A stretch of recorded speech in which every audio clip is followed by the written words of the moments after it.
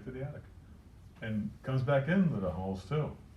So when you see a recessed can light with gray dust on the outside of it, guess what that gray dust is? It's fiberglass from the attic. Anytime you see gray dust in a home, it's fiberglass. Plumbers, you ever go in the basement, you see a canopy of cobwebs in the basement and stuff in your hair in the crawl space in the basement, or the lower level? That's not cob. That's fiberglass that's coming from the attic. Where's that coming from? What happened is that back in 1992, they created a code called fire break, where they would fire break the penetrations going into the attic. So that, because you go in an older house like the 1970s, they were meant to have no insulation. Insulation was just airspace. It wasn't even insulation. It wasn't until the energy crisis in 1975 where insulation became mandated. What they didn't know is how building science worked. They put insulation into structures, but they left gaps and holes so that the fiberglass pours into our living space. That explains why your children in today's world have like 13 kids in the hallway having asthma inhalers, when back when I was a kid, they had like one kid named Robert Fritsch who had bad asthma. Because he's the only one who had insulation in this house. None of us had insulation. We lived in some farmhouse with all leaky, with just fresh air coming into the windows. We didn't breathe fiberglass. We had fresh air coming right through. Our windows were so leaky. We enjoyed that fresh air coming from the outside, you know? Right through our lead paint. We loved that.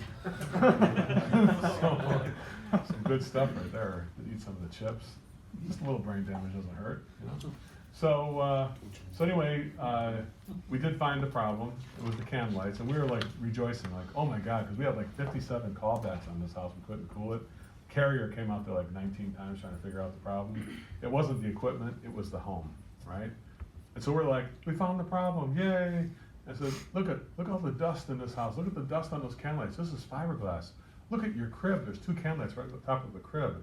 Your baby is breathing fiberglass. And then Lori starts crying and she runs down the stairs. We're like, Pete, what's Lori upset about? We found the problem. We're going to solve this. We're going to be able to get these can lights, you know, retrofitted with energy trim so we don't have that problem anymore. And he's like, Joe, you talked about the baby. We did have a baby. We had a premature baby named Karen. And we brought her home from the hospital. And two weeks later, she passed away of pneumonia. And the doctors said, where did you keep this baby, in the basement or in the garage? Because they did the autopsy of sudden infant death syndrome, and they found fibers in her lungs for breathing all that stuff in. Because a young baby cannot eject or cough it out, they don't have enough energy. So senior citizens or young infants don't have the lung power to eject fiberglass from their system like you do. You know, when you guys ever breathe fiberglass in, you ever do that before? And then you hack up that lung, like some involuntary convulsions that you start having, that's your lungs telling you, we can't have that in here. No, Caesar, that's not a place for we don't, get rid of that. You have to get rid of that. You have to get it in your throat and then get the phlegm on it and cough and spit it out. We can't have that in here. You know, you like that, like like that guttural, like, I can't stop doing this. You know what I'm saying? You ever have that kind of like, you know, we've all been there, right? It's like, that's your lungs telling you that that's not right. You know, of course, you're a baby infant, your reactive instincts hasn't been developed fully yet, and so it just settles into the lungs and fibers and creates infections, and that infection killed that baby. They found. Well, it was a wrongful death suit. The electrician got sued and lost his entire business. You know, 17 people put out of work because that whole thing. They got sued for $10 million and wrongful death, and they only had a $3 million policy. Put them under. Isn't that crazy? On top of it, we had 2 guys with us, Eric and Matt, with us, and those 2 guys who were with me saw this whole thing unfold. Then we realized that air quality is not just about air cleaners. It's about the home itself, the envelope itself. Let me just tell you the truth. The attic space should be isolated from the living space. We should never be breathing anything from the attic into our homes. So what's the trouble spots? Well, recessed can lights are number one with a bullet. Unsealed can lights. So here's the key thing. If you have can lights in a home that was here before 1992, and somebody put them in, you got those eyeball lights in front of the fireplace, those are never sealed. That's completely unsealed. You could poke a fish tape right through that eyeball around side of it where it turns around, you'll take it right into the attic. You have a complete unsealed thing. you're literally raining fiberglass on your family. When you get sinusitis or bronchitis every year around March, when you shut your house up because it's cold outside, that's why you get it, because your nasal passage is like, would you please get me out of this house? I'm gonna have to give you I'm gonna have to give you sinusitis just to tell you get out of this house and go to a hospital or something. You know, go to acute care because you need help, brother. Then you put some antibiotics, you put that in your blood instead. That ain't gonna help you. That's just gonna it's gonna get over in about 4 weeks after it comes spring, and now you get out in the open air, you can breathe fresh air again, and now it goes away. And thank God I got done with that. You know, you have sinusitis in the middle of wintertime. How many guys it takes 8 weeks before that's completely gone? You guys ever had that before? Sinus infections? It takes a long time. Why? Because you continue to breathe in the same fiberglass all winter long. And then if you're a senior citizen, that's gonna be the end of your life someday. Pneumonia from sinusitis. Isn't that gonna be crazy? That'll be on your gravestone. What was it? It was can lights in your house. You're breathing fiberglass every single day of your life. Now, you don't breathe it in the summertime as much or in the spring because the doors and windows are open. You're going out and in and out more freely and frequently. And the air conditioning heating doesn't work as much. When the system works, it pressurizes the house and creates more infiltration that way. It creates a vacuum sometimes in a home. It sucks more in. What's the driving force? The driving force is the attic is 150 degrees and living space is 75 or 80 degrees, right? The temperature difference pushes the heat into the home through those cavities and gaps, but it also brings with it fiberglass, that gray dust. If you're an HVAC guy, all you gotta do is say this. Here's what it sounds like. Dustin, can I ask you a question? Sure. Right now, I don't like what I'm seeing. The problem's actually worse than I thought. You said you wanted to get a new furnace put in here? Correct. I'm hesitant to do that for you today, to be honest with you. Why is that? Well, let me ask you a question. How important is the health and safety of your family? Really important. What would happen if I told you there was a tragedy that could occur here because of the condition in this house? You have a sick home, and we failed to see it. Nobody saw it, and you wound up getting sick and you got illnesses. And we tightened up the house because we made it more efficient, but the only thing we had was toxic air in this house. Like what? What are you talking about? Can I show you see the recessed can lights here? Mm-hmm. See that gray stuff that's on those can lights? Let me show you the bath fan over here. See the bath fan with the gray stuff all over the outside of it there? Mm-hmm. You see that black streak on the carpet that runs parallel with the baseboard there? What do you think that is? Dust? That's fiberglass your family's breathing. You know why? Why? Because the house was poorly constructed. Can I show you what I'm talking about? Sure. Here's some planted earth from outside the house. This is dirt I took from your garden. And here's some of that dust I took from the piano. That comes right from that can light right above the piano.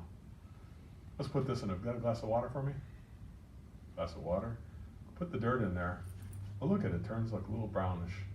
Isn't that cool? It dissolves like dirt. You know, we could actually eat dirt and breathe dirt, and it wouldn't harm us at all. As long as we don't have too much of it, so it clogs up our breathing. We could literally breathe dirt and it wouldn't hurt us. We're made from dirt, carbon, you know what I'm saying? Well, let's try the fiberglass. You put that in the water, it doesn't even get wet.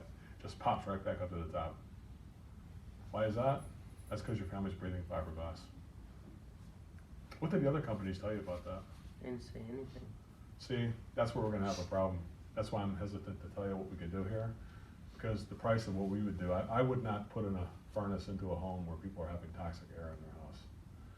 Because we're gonna make the air tighter when we put this ductwork, and we're gonna seal the ductwork and things like that. That's gonna tighten the house up. Now the only place we're gonna get air from is from the toxic light fixtures and the other places. So we have two choices. One choice, we can stop the call. You can hire a cheaper competitor who winds up creating damage to you and your family and the system. And then you call us later on and we'll fix what they did wrong. Because it'll be cheaper to do it in the front end, but you gotta pay twice to have us come back out and fix it. On the other hand, we could just fix it now, and but I wouldn't be able to compete with the other guys because they're not gonna fix that problem. They don't even know about this problem. So what should we do? Should we stop or continue? No, let's continue. I don't wanna hear anything else about the price then, okay? Okay. Because if I hear anything about the price, I'm just packing it up and going. You hear me on that? I'm not gonna deal with that. I had last customer did that. They said it's all about the price. If it's about the price, let's forget it. What price do you put on your family's safety and health? I don't. Well, if I gave you the solutions and it was something we could find a way to make it affordable, what would happen then? Let's just get it done. Alright, are you sure you don't need to get, you said you need to get 3 estimates, you still need to get that? No. Alright, let me show you what I got. So you wanna eliminate the other estimates? You just did it. Why? Because who would ever find what you're finding? You're like a forensic scientist of homes. You know what I'm saying there? Everybody else is just like fucking trying to sell a box. You're telling me things that are true, they're hidden in plain sight, and it's obvious to everybody, but they're just too stupid to pay attention to it.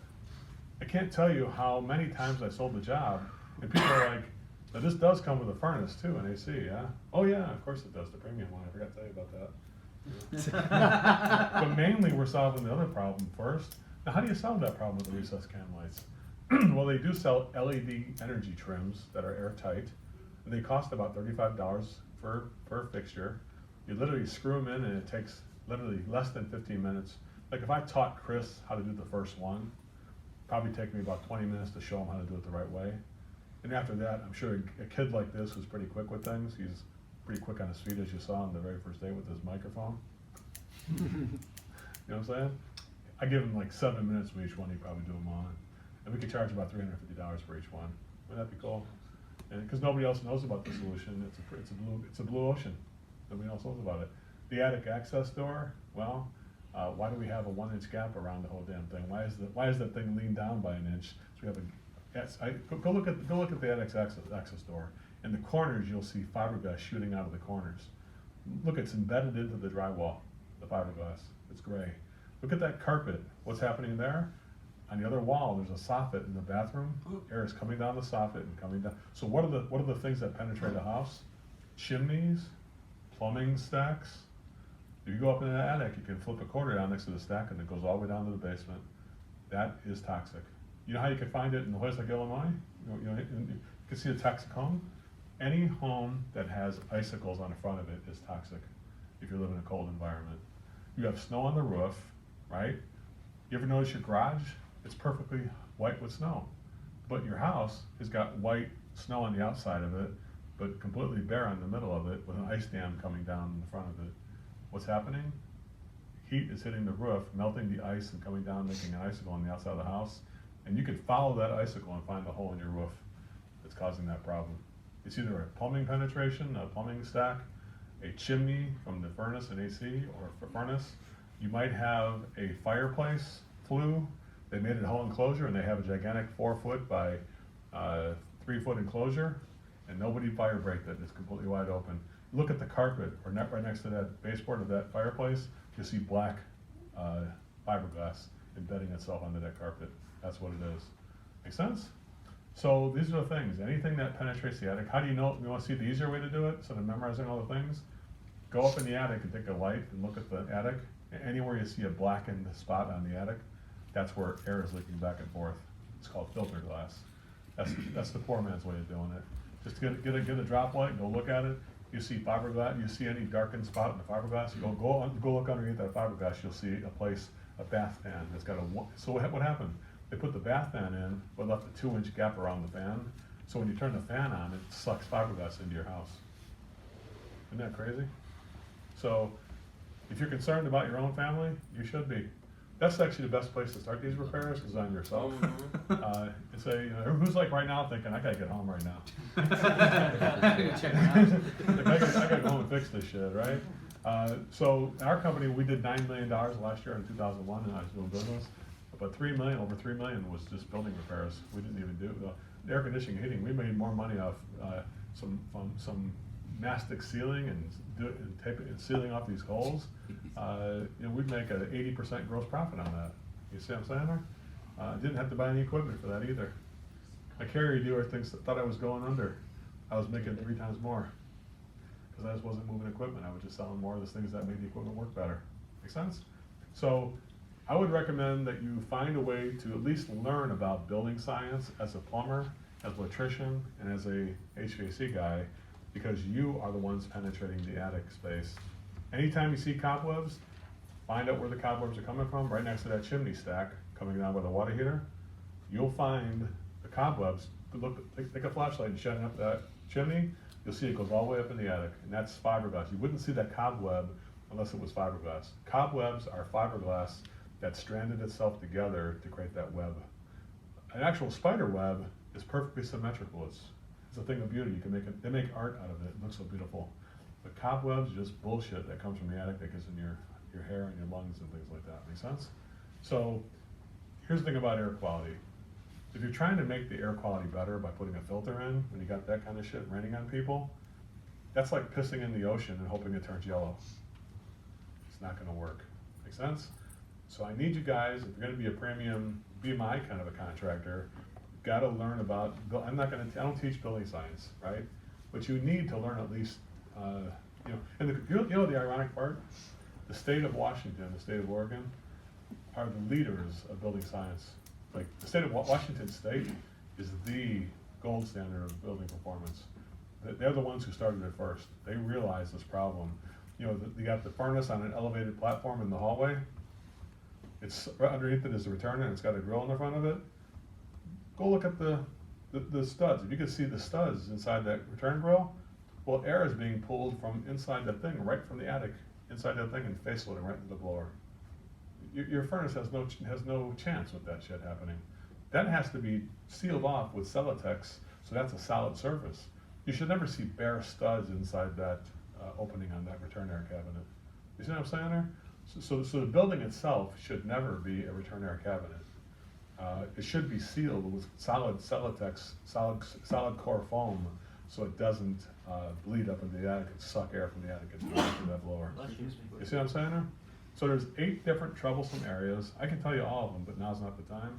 But trust me, they're all there hidden in plain sight. In places like Oregon, any kind of the fishing village type places, they're all the worst. Boston is the worst as well too. Any of those kind of places where they're old Cape Cod style homes, they are the absolute worst. They're totally the worst. Because they're just constructed as a cheap home. Nobody cared about the quality of the home. They certainly didn't care about the quality of the building performance. So how does that impact it, guys?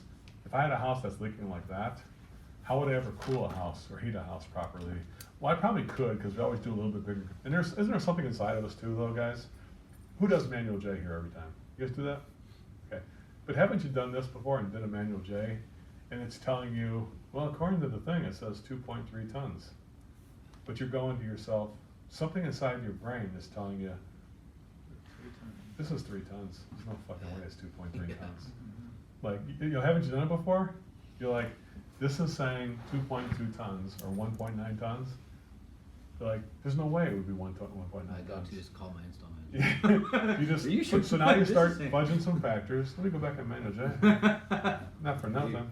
Let's add 2 more people to the house. Oh, that's better. Stop, let's get 1 more. Yeah, that's good. Let's add this window. Let's say it's single pane, even though it's not. You know what I'm saying? Yeah, there we go. Now that's what I want to see. 2.8. I wanted to get the 3. There, I just about did it there. That's where I'm at. Good. Whew, I feel better now. So we take manual J and we fuck it up just on purpose to make it come up. We know our brain is telling us that 1.9 tons ain't gonna work here. Have you ever done it before? So we've all done what I'm saying. You know when it's not right, but you just fudge on it anyway to make it right, just so you can make it legal. But let's face it, it's a bunch of bullshit. Manual J is the biggest bullshit I've ever seen in my life. People create a whole industry based on that. What it comes down to is how many times do I gotta, if you cool 400 houses a year, Rick sold 500 jobs last year. You don't think he knows by looking at a house all the different factors that are just instinctively gonna lead into the right size? That he wouldn't know more than that manual J would know, just by based on the structure and the way it looks and things like that. He's just gonna know more about it, because he's done it more than manual J companies have done it. Turn the page, Chris. That's the process. Wait, one thing. Go and look at this thing here. Go back one more time. Look at the age, neglect, design, installation, the customer code, right? How's the customer affected? Obviously, that at home, there was a sudden baby infant death, right? What's the very last thing I'm looking at, though, on that list? So somebody called me because this thing is clogged up here over here. That's the last thing I'm gonna look at. So leave the thing that people called you for as the last thing that you diagnose. Because here's the thing. If I'm doing an HVAC service call, and I find out the duct system is 42% undersized, like our guy found out, the very first guy went out there, he goes, dude, I think something's wrong here. Because I only got 8-inch round and 2 6-inch rounds. You taught me better than that. Because I taught these guys airflow in the college, right? So they knew I was going to keep drilling them when they got back in the field. That was one of the biggest things we sold on service calls. was increasing the return ducts. So we would do, you know, you can tell your company's good, because the service department will be doing 7 or 8 return error system increases per week.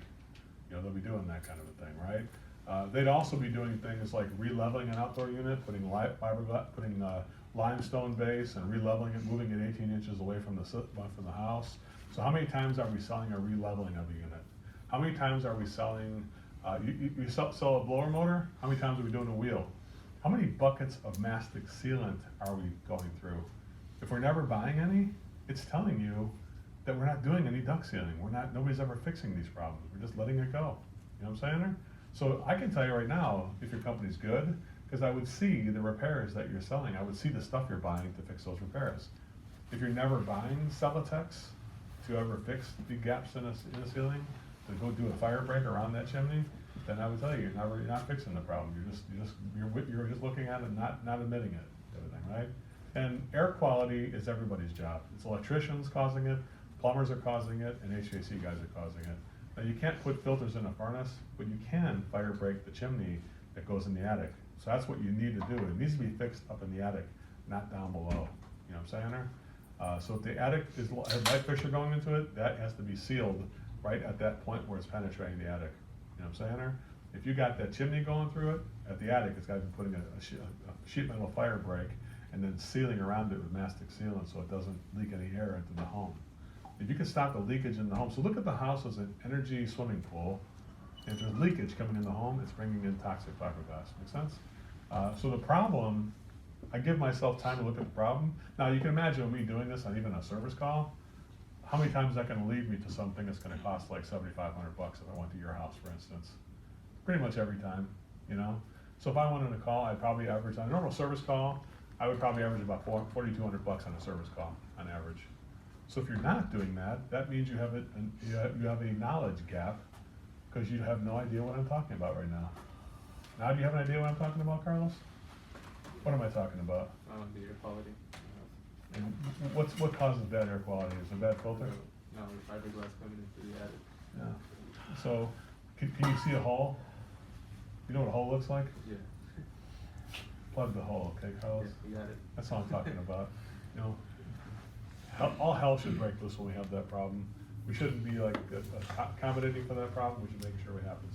All of you guys, you know, look at the whole system, the drainage system. I know at the New Flow place, it's like, yeah, they just call us for the front yard, get that all cleaned out. Like, dude, I said, what about the rest of the thing? You know, what about the stack and everything here? Oh, I don't want to go that far. It's going to be a lot of money. Well, money's your master, or are you going to be a window or a door? You know, I told these guys the biggest crime, we're doing all these piping and relining every pipe in the house now, the lateral pipes and the main line. What are we going to do? Take 50-year-old toilets and put them back on there again with a brand new we're going to reline them with brand new epoxy liner, and then take some 50-year-old toilet and put it back on there? Does that make any sense? What should be done? New fixtures. Because you know what's going to happen? You take that 50-year-old toilet off and put it back on, it's probably going to fracture, and you're going to wind up buying a brand new toilet for free. Why don't we just sell them that toilet and tell them that was going to take place? We can anticipate what's going to happen and pricing it into our premium option. Make sense? So the diagnosis, if you cannot sell premium options, most likely you're not offering premium options. So if you're a sales guy like Dustin is, or you know Ryan and Caesar, the guy anybody else sells, the guys who do just estimate type of calls, you're a service person more than a salesperson. I know that. But but if you do that kind of stuff, you know you should be offering solutions that are well above $20,000 every single call. You know, because if you go do an air conditioning and heating system, you're telling me that you're going to stand by that ductwork, that it's like the Sky heating and air conditioning grade duct system? No. Is it? How often would it be your graded duct system? When we did the original install? And if you didn't do the original install, then would it be up to par? No. Could you trust what's in that finished ceiling? Going up into the first floor, running into a soffit, can trust that ductwork's been all sealed and it's been sized correctly? No. Do you have a clue if it is or not? Nope. Well, you can have one clue, is you can see the CFM measured at the register coming upstairs, and if it's just pissing out like a little bit, 120 CFM is coming on your velometer, it's telling you that you're not getting enough air. Don't say, I'll be okay when that's just the kid's bedroom, you know? Yeah. If it's not getting airflow, it's the reason why. It's in the finished ceiling, we need to redo the ductwork. So just get it through your thick skull, that either we replace that ductwork, or we just don't put in ductwork at all, we just put in ductless mini splits and eliminate ductwork. Make sense? Mhm. So you guys are already in tune with ductless mini splits, right, Caesar? Yeah, So you're leading the way in that area, correct? yeah. So now take even more leadership and say, let's just make the case that the premium HVAC system in a place like Oregon is always ductless mini split. It's not like, oh, every now and then we'll just do the other one. It's like, no, fucking hey, this every single time we're just getting rid of ductwork. Ductwork is toxic in its own. Even when we do it perfect, it's hard to do perfect, right? If we do cool the house, cool the air that's in the room, that's the top two options. That's the way in every single, so these, the top options are easy to do. Zoned system where every single room gets its own thermostat. Next one, do just two zones, top floor and second floor, do it that way, right? And then next one, just do the second floor and do the first floor with the HVACs. Next one is just do then all duct system, but then seal what you can. That maybe what's it called, that, blow in the ceilings? Aerosol. Aero seal it, seal, hope for the best, right? You know, hopefully that doesn't seal up too much. It's that, right? So we got that going for us. So then the bottom option, I wouldn't even participate if it wasn't gonna get done right. I just say, you know what, let me just do the ductwork. Let me just seal the ductwork there right now with the old furnace. Don't even put equipment in, just get the stuff sealed up properly before we do anything like that. I would tell you many times, like those houses in Ravinia Woods, every option didn't have air conditioning. Only the top four, the bottom two just had ductwork. The very bottom one would just take a 20-inch round and run into a gigantic floor grate, and the first floor, a gigantic walk-on grate. Big, that'd be right on your white carpet, we have a brown floor grate. That'd be like, 18 inches wide by 28 inches wide there. So that would be the big way to do it, The other way, you had returns going up all over the place everywhere, return for each room. And then we start adding the equipment to it on top of that. The average sale was like $18,000 over there. Make sense? Good stuff. So on HVAC guys, the average sale right now for HVAC is about $22,000. I know for the sewer lining, what do you say the average sale would be, taking away the $7 million job? I'd say anywhere from, in residential, probably anywhere from 9 to 15. Yeah, it should be about 20, 19, 20. I would say the average should be, you should be seeing about the 21,000, based on the pricing points I've seen, that around 21,000 to 19,000 should be about normal. So HVAC guys, you should be at 18 to 22,000. That's just it. That's what the best guys are doing. If you think you're the best, then you should be at 18 to 22,000. If they do that in Massachusetts, they can do it in Oregon. They do it that way all the time. There's companies that's all the average. The worst guy in the company does 18,000, right? So that's what you'd be doing. You did that. What did you say for plumbing? Plumbing, the average plumber, with the system, I'd say the average service call turns into about $2,400 on a normal service call. But on repipes and renovations, you're looking at about $28,000 on average if you did the whole thing with the repiping. If people are gonna buy, because once you get the if somebody says they're gonna repipe the drain system inside your house, take apart the drywall and stuff like that. Now the good news is you can get a company like these guys, they can line that without taking the drywall apart. I mean, that's something, a solution you guys should look into, is some kind of a relining system that you can do, because in these old structures on the north side of Chicago, nobody wants to take apart these old crappy structures, right? But you could reline those pipes from the inside, pull a liner in place and. You can pull the interior stacks? Yeah, especially with plaster and At lap. the- It We don't even inflates, pull it it off. inflates and makes that liner seal at the rate of 365 foot per foot. It just Minimum inflates. size of pipe has to be? 2 inch. Actually, 1.5 inch is what we're down to now. You should. No kidding. Can you still run a drain machine down there, or you have to jet?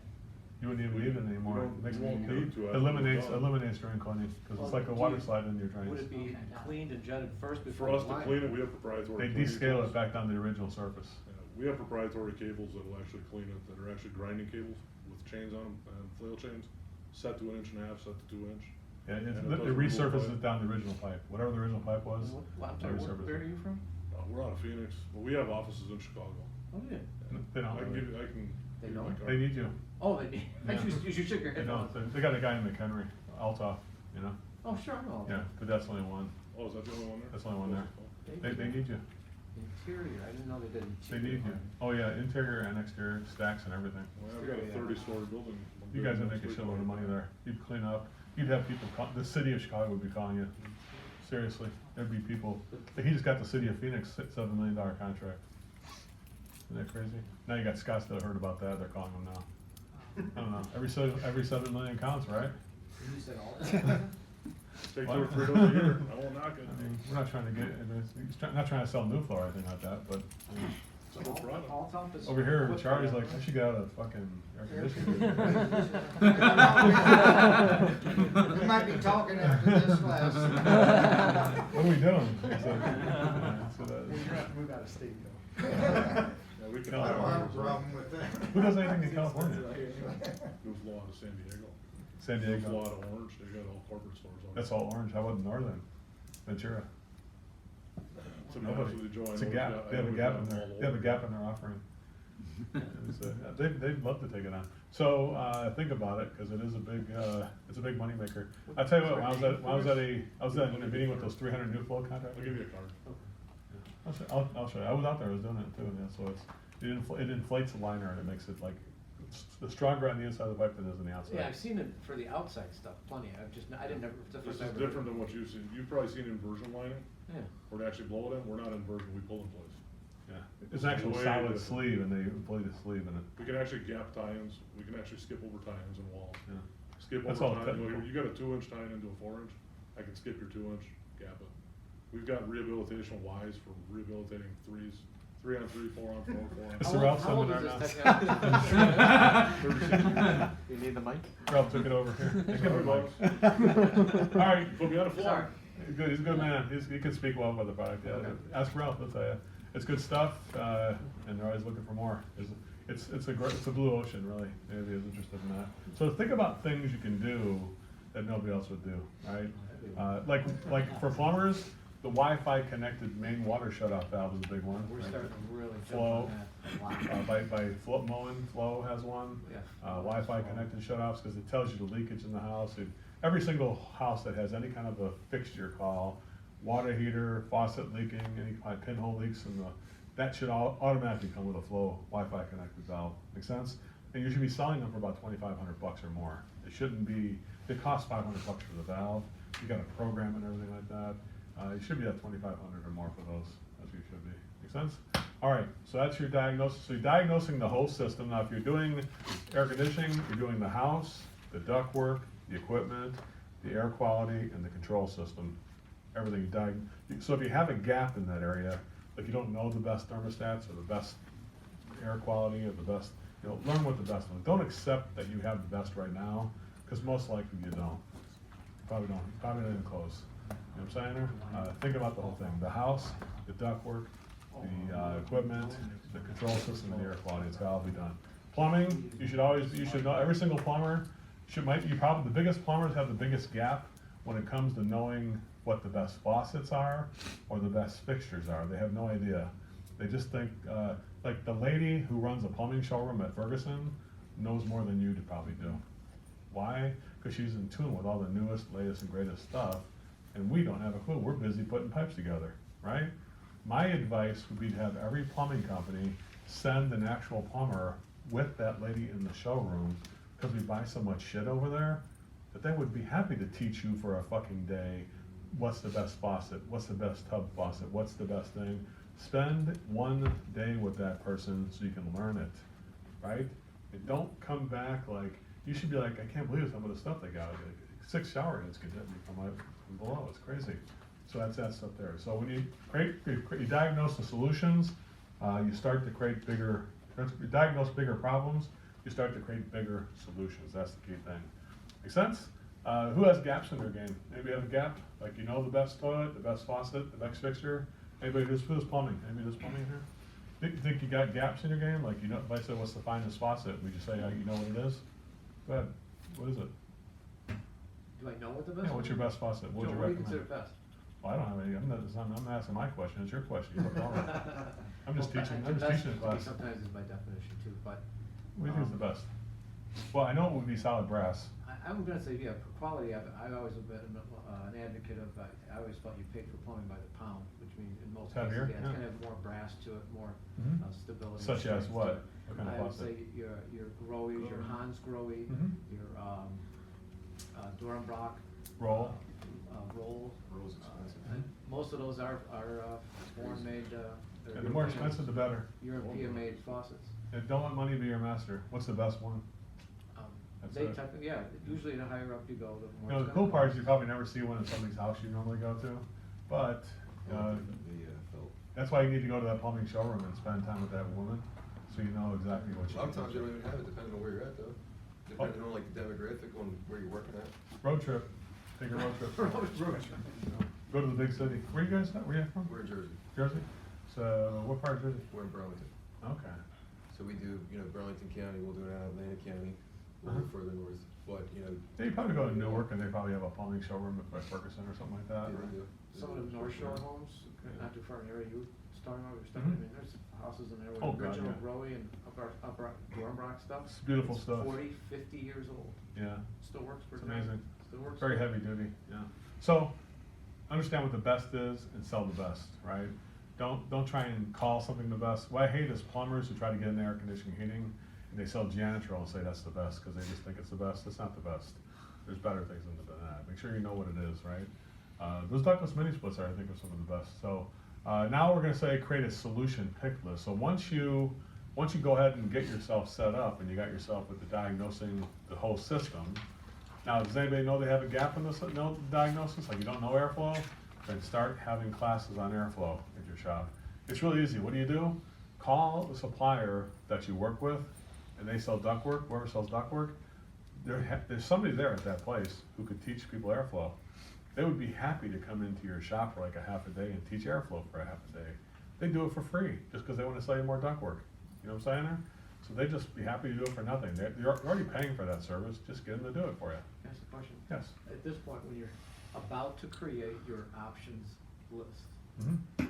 this is sometimes where I find it a little awkward, that's the best word I can describe it as, because how do you feel with some of the ways, best, more efficient, proper, ways without seeming awkward or imposing, to ask a customer, okay, I've taken a look, how does that conversation go to give you the time? Now I need 5, 10, Well, 15 minutes to put together my options. That's an erroneous thought, because I would already be putting the options as I was diagnosing.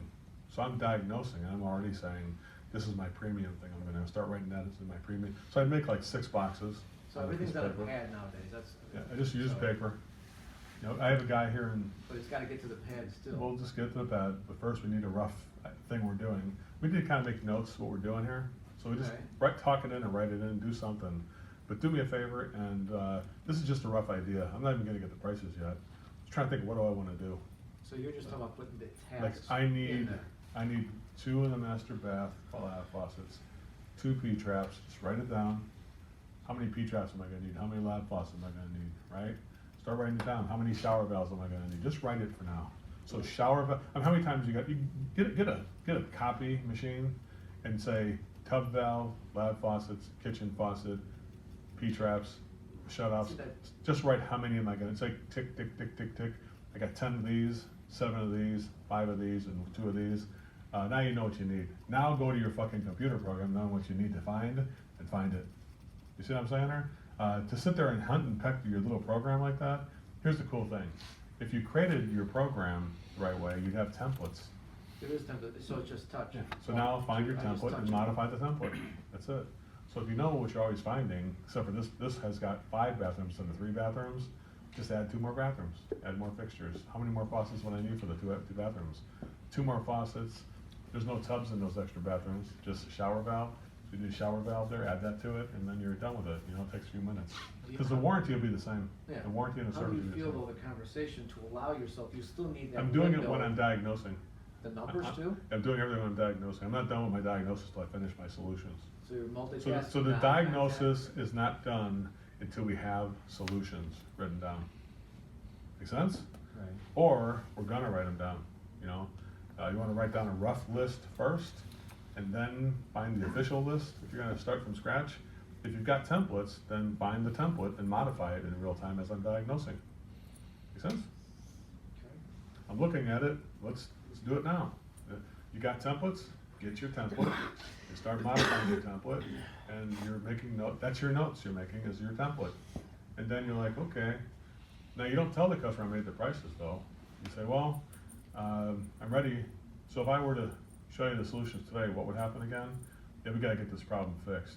Okay, I think I'm ready for you then, I got the prices right here. Okay, good, show me the prices, right? Here's the problem, I don't like what I'm seeing, the problem's worse than I thought. Now we're gonna get into that part of it, make sense? So we're gonna get into that part after that. So, so diagnose and start creating the options as you're diagnosing, because you don't wanna be sitting in the truck going, what did I see in that bathroom again? And staring at the truck ceiling, trying to figure out what it is. You know, figure it out with your device while you're diagnosing. That's the time to start writing your options. Make sense? So as you're diagnosing, now here's a key. That's why I'm telling you to do it on paper, or just do it with a notepad or something like that on your computer, because you want to write those down, but you don't want people to see the prices yet. That's the key component. That takes some price security, I call it. So you need to make a raw list of what you're trying to do without people knowing what you're doing. You know what I'm saying? Because that's the key thing there. So how do you keep them off of you? You have conversations about the family. What are you guys doing for Halloween? That's what you have, that kind of conversation while you're writing shit down. And you need a lamb wants in. And, really? I mean, so your mother-in-law's coming over for Thanksgiving? What's that like? And I You know, gotta be that honest, kind of that's thing. pretty much what I do. I try to carry a conversation. Yeah. And pick my head up every so often, because to me, still, eye contact, body language is still pretty Totally, important. yeah. With them, so sometimes, you know, part of my brain is saying, you know, I don't wanna, I'm ignoring, they Yeah, think yeah, I'm not yeah. even listening to them, Yeah. cause I'm just touching, and they can't see the prices, cause it Totally, doesn't yeah. show up, Service Titan's pretty good, it doesn't show the price really till the Yeah. end. I get you. No, I thought I'm you not had to hit the opening it, button, though. they can't see it. You I have to get hit the you. button to hide it. Pardon me? I get, Yeah, you have to hit the hide button. I Yeah, get you. I have Well, it on hide all the yeah. time, we don't. it I doesn't created the show- hide button, you know that, right? Oh, did you? Yeah, I worked with Service Titan for a while. Yeah, They oh were- yeah, we never, when they it's first always, started out, yeah. always on hide. They had the hide. They didn't have hide before. I made them have it. Isn't that great? I didn't get any clip stuff. I'd like to see him get rid of that phone call thing. I hate when he puts it on there. I just tell him, I don't wanna know it. I don't wanna see it. Turn I it don't wanna off. see it either. Alright, so, creating a pick list. What do I gotta create? How do I create a pick list? Let's start with something simple, like for, you know, if I'm gonna do the thing with the, I think I was out with Justin and Ralph and some of the guys there at New Flow. I would start with the minimum thing first. Is that big for this? It's on the pick list, right there. Oh, you went past it. Right there. No, you went, no, right there. Right, no, right there. Oh, I'm looking at that, I'm Yeah. sorry. Oh, yeah.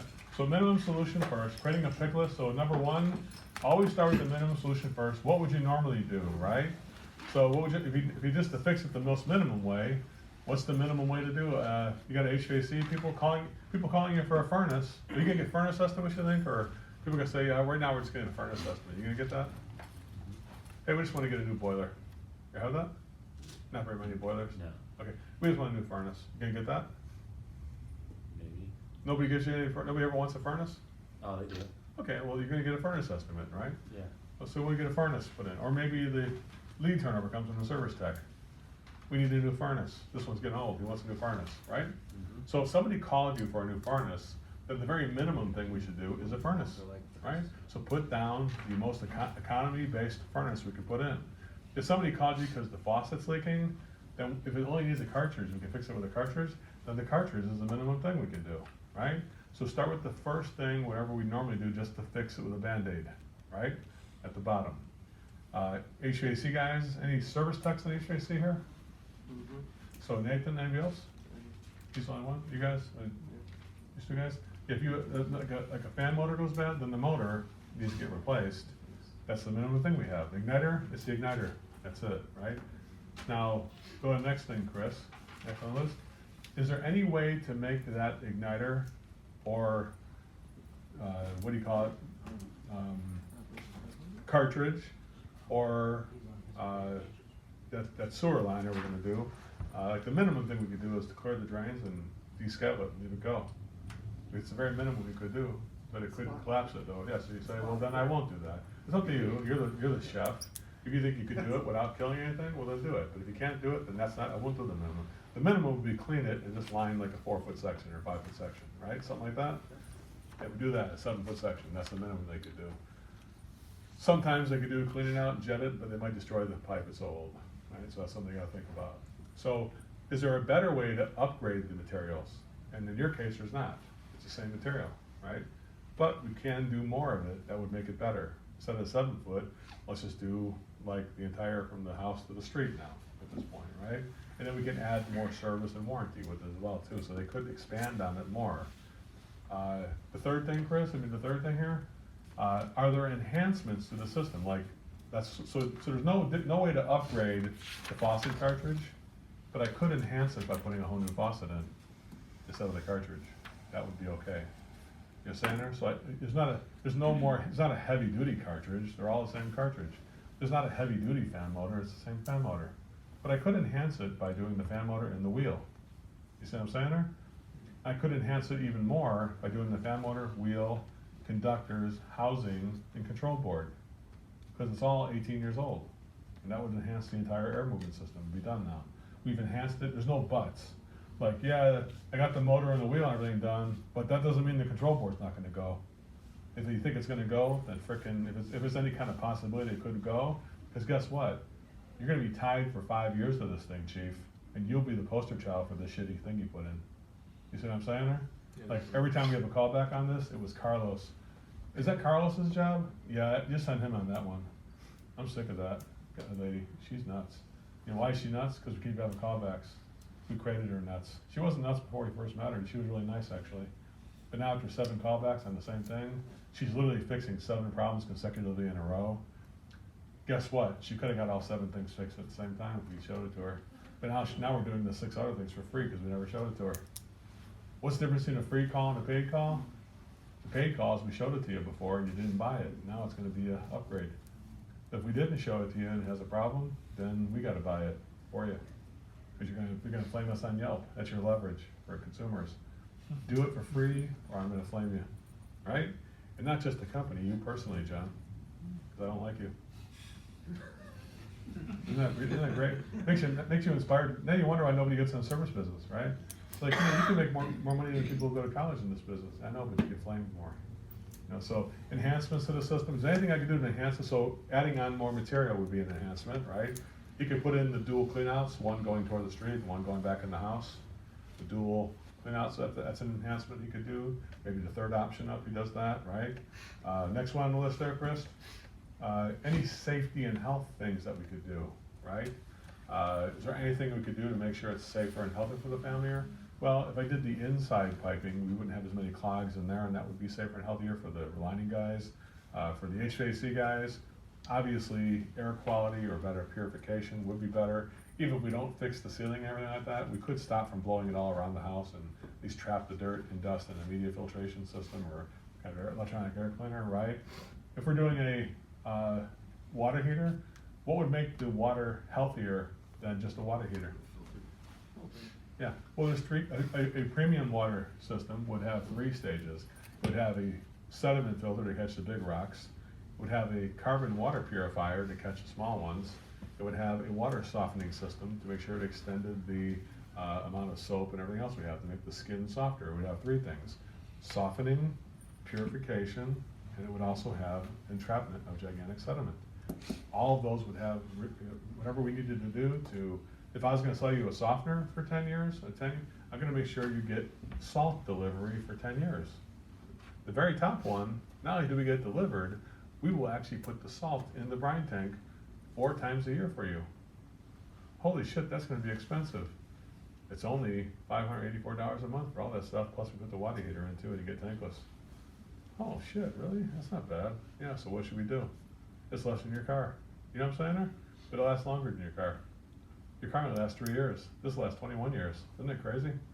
You know, so don't be surprised if you get a 8-year payment, 96 months, 0% interest loan, and you start selling that way. Because then you won't be afraid of the big numbers. Then when you have a $38,000 job, it's only gonna cost $719 a month. It's much easier to say $719 than it is to say $38,000. Isn't it easier for all of us to say that? So why don't we do it that way? Simply take the 12% and add it onto the price, because your finance company's gonna charge you 12% to get that kind of payment schedule. Who's that loan guru you're talking about? There's plenty of them. There's one that's called, I'll get the names for you. All right. Yeah, there's I think I say Green Sky, but there's another one that's similar to it. It's a brand new company. It's got an app. I'll think of it. Not Synchrony, is it? No, Okay. it's really brand new. Okay. Good stuff though. Cool. So, yeah, it costs about 12% to get in, That's cheap. 12%, get 8 years, 96 months, 0% interest. Pretty good, huh? Yeah, real Throw good. 12% on top of it. You can use our money use our money instead of yours. It makes you wonder, what the hell was they doing before, trying to sell for 38,000, right? I mean, you're doing some Mitsubishi system for 45,000, it should be, for that frickin' zoned everything. It's gonna be 45, 50,000, man, so you need to get that down to something that's, you know, 900 bucks a month or 850 bucks a month, something like that. Something like a car payment. You see what I'm saying there? With 0% interest. Use our money for 9 years. 9 years, that's gonna last you 25 years, but at least you get to use 9 of it. After that, you own it. Isn't that great? You're kind of leasing it from us, in a way. It works. I recommend that everybody who does estimate calls on water heaters to start to get yourself a financing partner. 'Cause I'll show you some other ones we have. I'll tell you what they are. I don't get any money off that, but I wish I did. So, maintenance or future services that are needed. So if you're gonna have the descale the water heater, let's do it then for 10 years. So, so one of the enemies of maintenance and service programs is having too many of them. Make sense? So I heard somebody, I won't say any names, but his initials are Charlie. He said he had 4 service agreements. For a 3-man company, can we just admit that's way too many fucking agreements to have? We should just have 1 service agreement. You know, because when people start to sell things that are included with the agreement, like a $600 agreement that gives you a oil cleaning and things like that, that's stuff that should be sold on the job. That means you got some shitty salespeople out there who can't sell things, so you're putting it into the price ahead of time so the guy doesn't have to sell it. Don't take it easy on your guy and make him get out there and man up and give these, because you're missing some of the bigger jobs now. If I go to 600 bucks, I could be selling 1,900 bucks at $2,000 on that call. It's supposed to lose you 600 bucks I'm getting. Make sense? So keep yourself a service plan. What's a service plan do? It really does only a couple things. Gets us out there every year to do something. So if we're gonna descale the tank, then let's charge $250 or whatever, descale it every year, or whatever we're gonna charge. And that is once a year we do that. For 10 years, it'd be 2,500 bucks. That's how you figure that in. If you're doing, on the warranties, I know at Newflow, what do you guys do for your top option for the service plans? You guys have service warranties that come with it? It's our hydrojetting 20 years. Our warranty's always the same through all of ours. Hydrojetting for 20 years? That, if you can do it anytime we need it, what are we doing? It's once a year, Preemptively? once a year for 20 So years. it's once a year for 20 years to come out and do it, even if it doesn't need it, just to wash it out and make it clean. Sparkle. Call it the Sparkle Clean Service Plan. Does anybody ever buy it? I've got a couple. Couple? I've had one do the 5. 5? Pretty good. Sparkle Clean. Get that jetter guy busy and use that machine before it rusts, right? There we go. So why wait for the drains to clog up if there's somebody spent $28,000? Let's preemptively clean them for people. They just put the price in there to do it, right? How would you approach if you were gonna try to put warranty on plumbing fixtures? The fixtures? 'Cause in Well, most number one, I would cases- make sure that the pressure in the piping was sufficient to do that, right? So if there's any kind of butts, like, I'm gonna do fixtures, like what kind of fixture?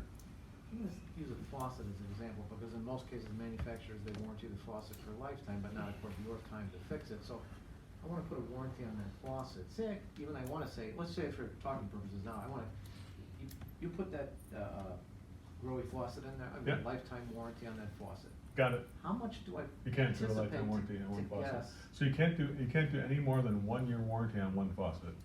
But if you let me do all the faucets in the house, so how many faucets am I gonna do in a house? Five? Okay, 5. Then I can do a 5-year warranty, because you're gonna do 5 full price faucets. So here's why I don't believe in when it comes to pricing. I don't believe in add-on prices where the second price is cheaper. I believe in full sticker, no dicker for every repair. So rip out the add-on section in your price book. Whenever you had some add-ons that were cheaper, they're not cheaper anymore. Now they're just full price. So it's a big daddy price. You know, it's $700 for the first faucet, and you buy some other lab faucets, they're $500. Each faucet is $500. Doesn't make a difference. If I do 10 or 20, doesn't make a difference. They're all the same price, right?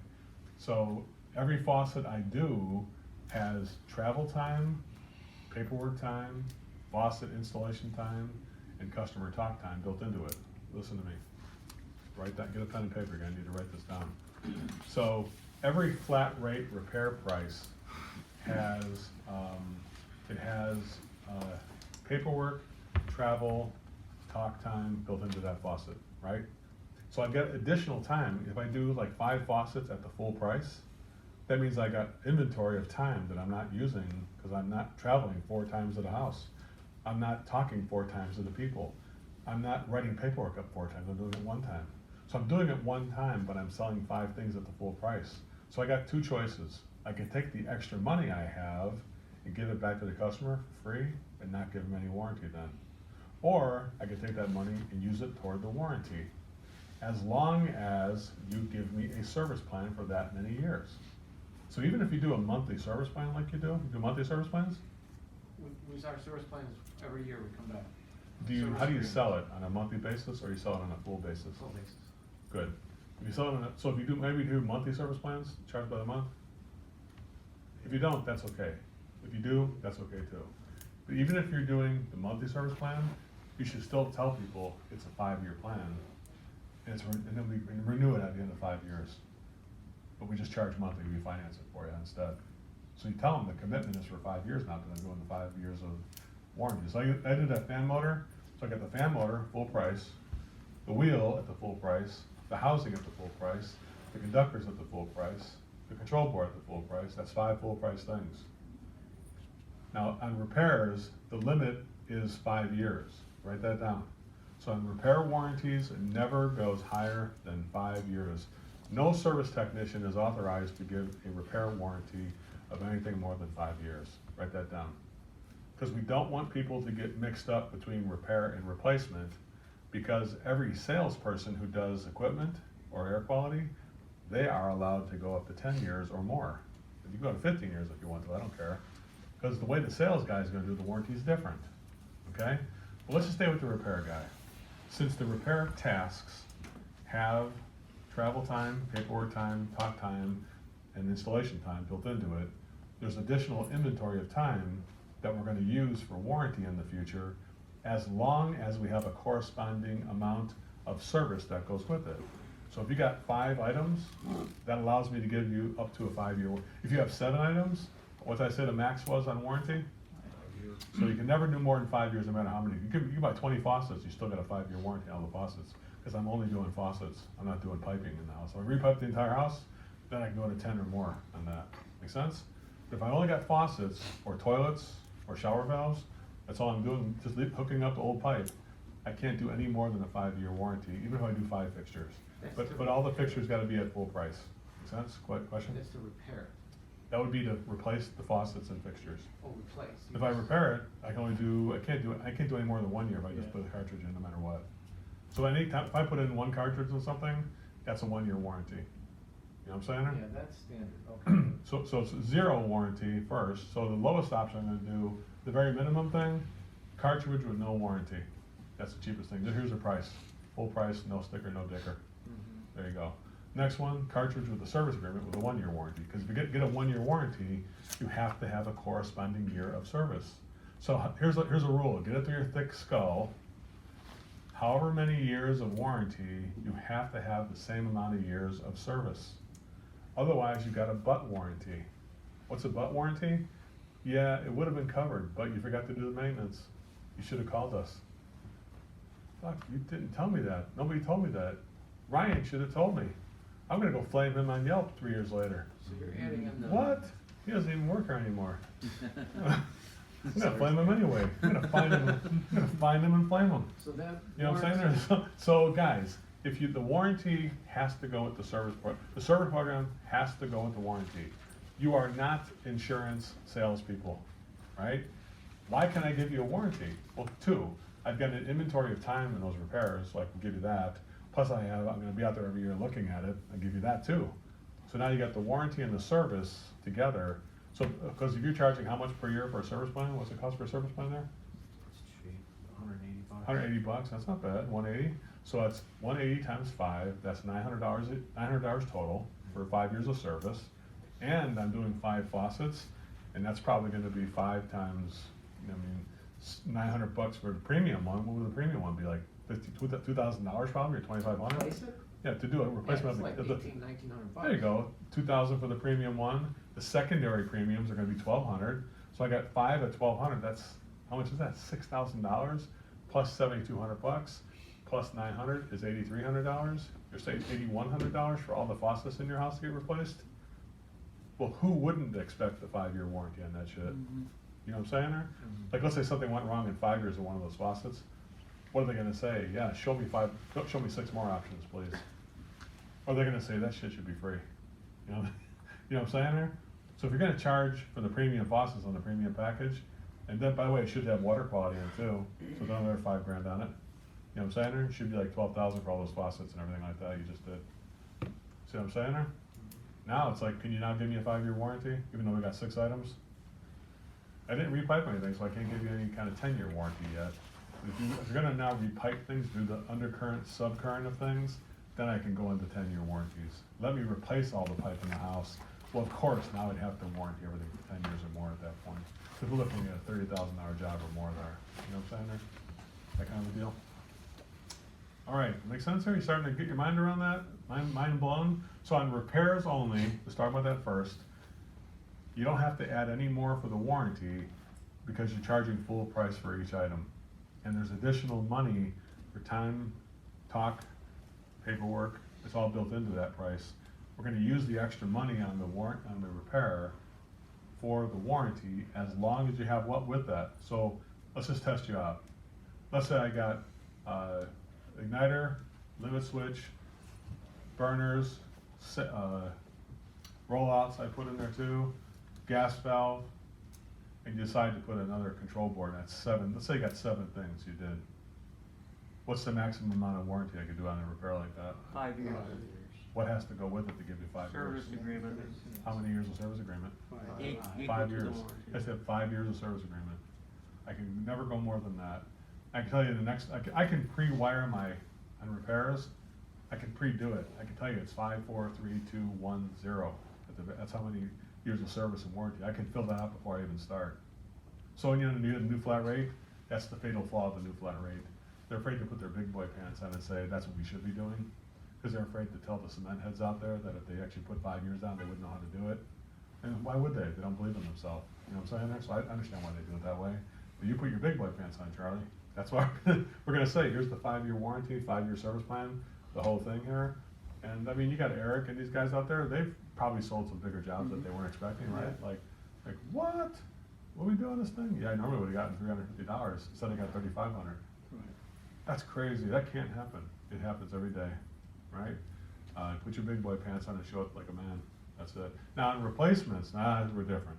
See, the replacement, the equipment, and like the new flow stuff, it doesn't have the additional money for warranty in it. You know what I'm saying there? Like they don't, the money, here's the equipment, we actually literally build it on the fly. Every piece of equipment has been pre-built just as the minimum, because we don't know how much warranty people are gonna want with that equipment. So they kind of give it to you scaled down. It's sort of a semi-retail price, it's not a full retail price, because we don't know how much you're gonna get. Plus, it does go through the one thing though. Are we just gonna do a furnace? I can't give you a 10-year warranty if I'm just putting a furnace in, plugging into some system by itself. There's no way. If I do half of a system, I have to give you half the warranty, which is like 5 years. So right off the bat, if we're only doing one or the other, air conditioning or heating, the maximum I could ever do would be 5 years on that. If you let me do both heating and air conditioning combined where they match up together, I'm in for 10 years or more. I'll do 12 years even. Here's how I do it. Since there's no additional warranty money built into it, we just simply take our service agreement, which costs, say, about $250 a year. What's the cost for service agreement there, Caesar? 300. $300 a year.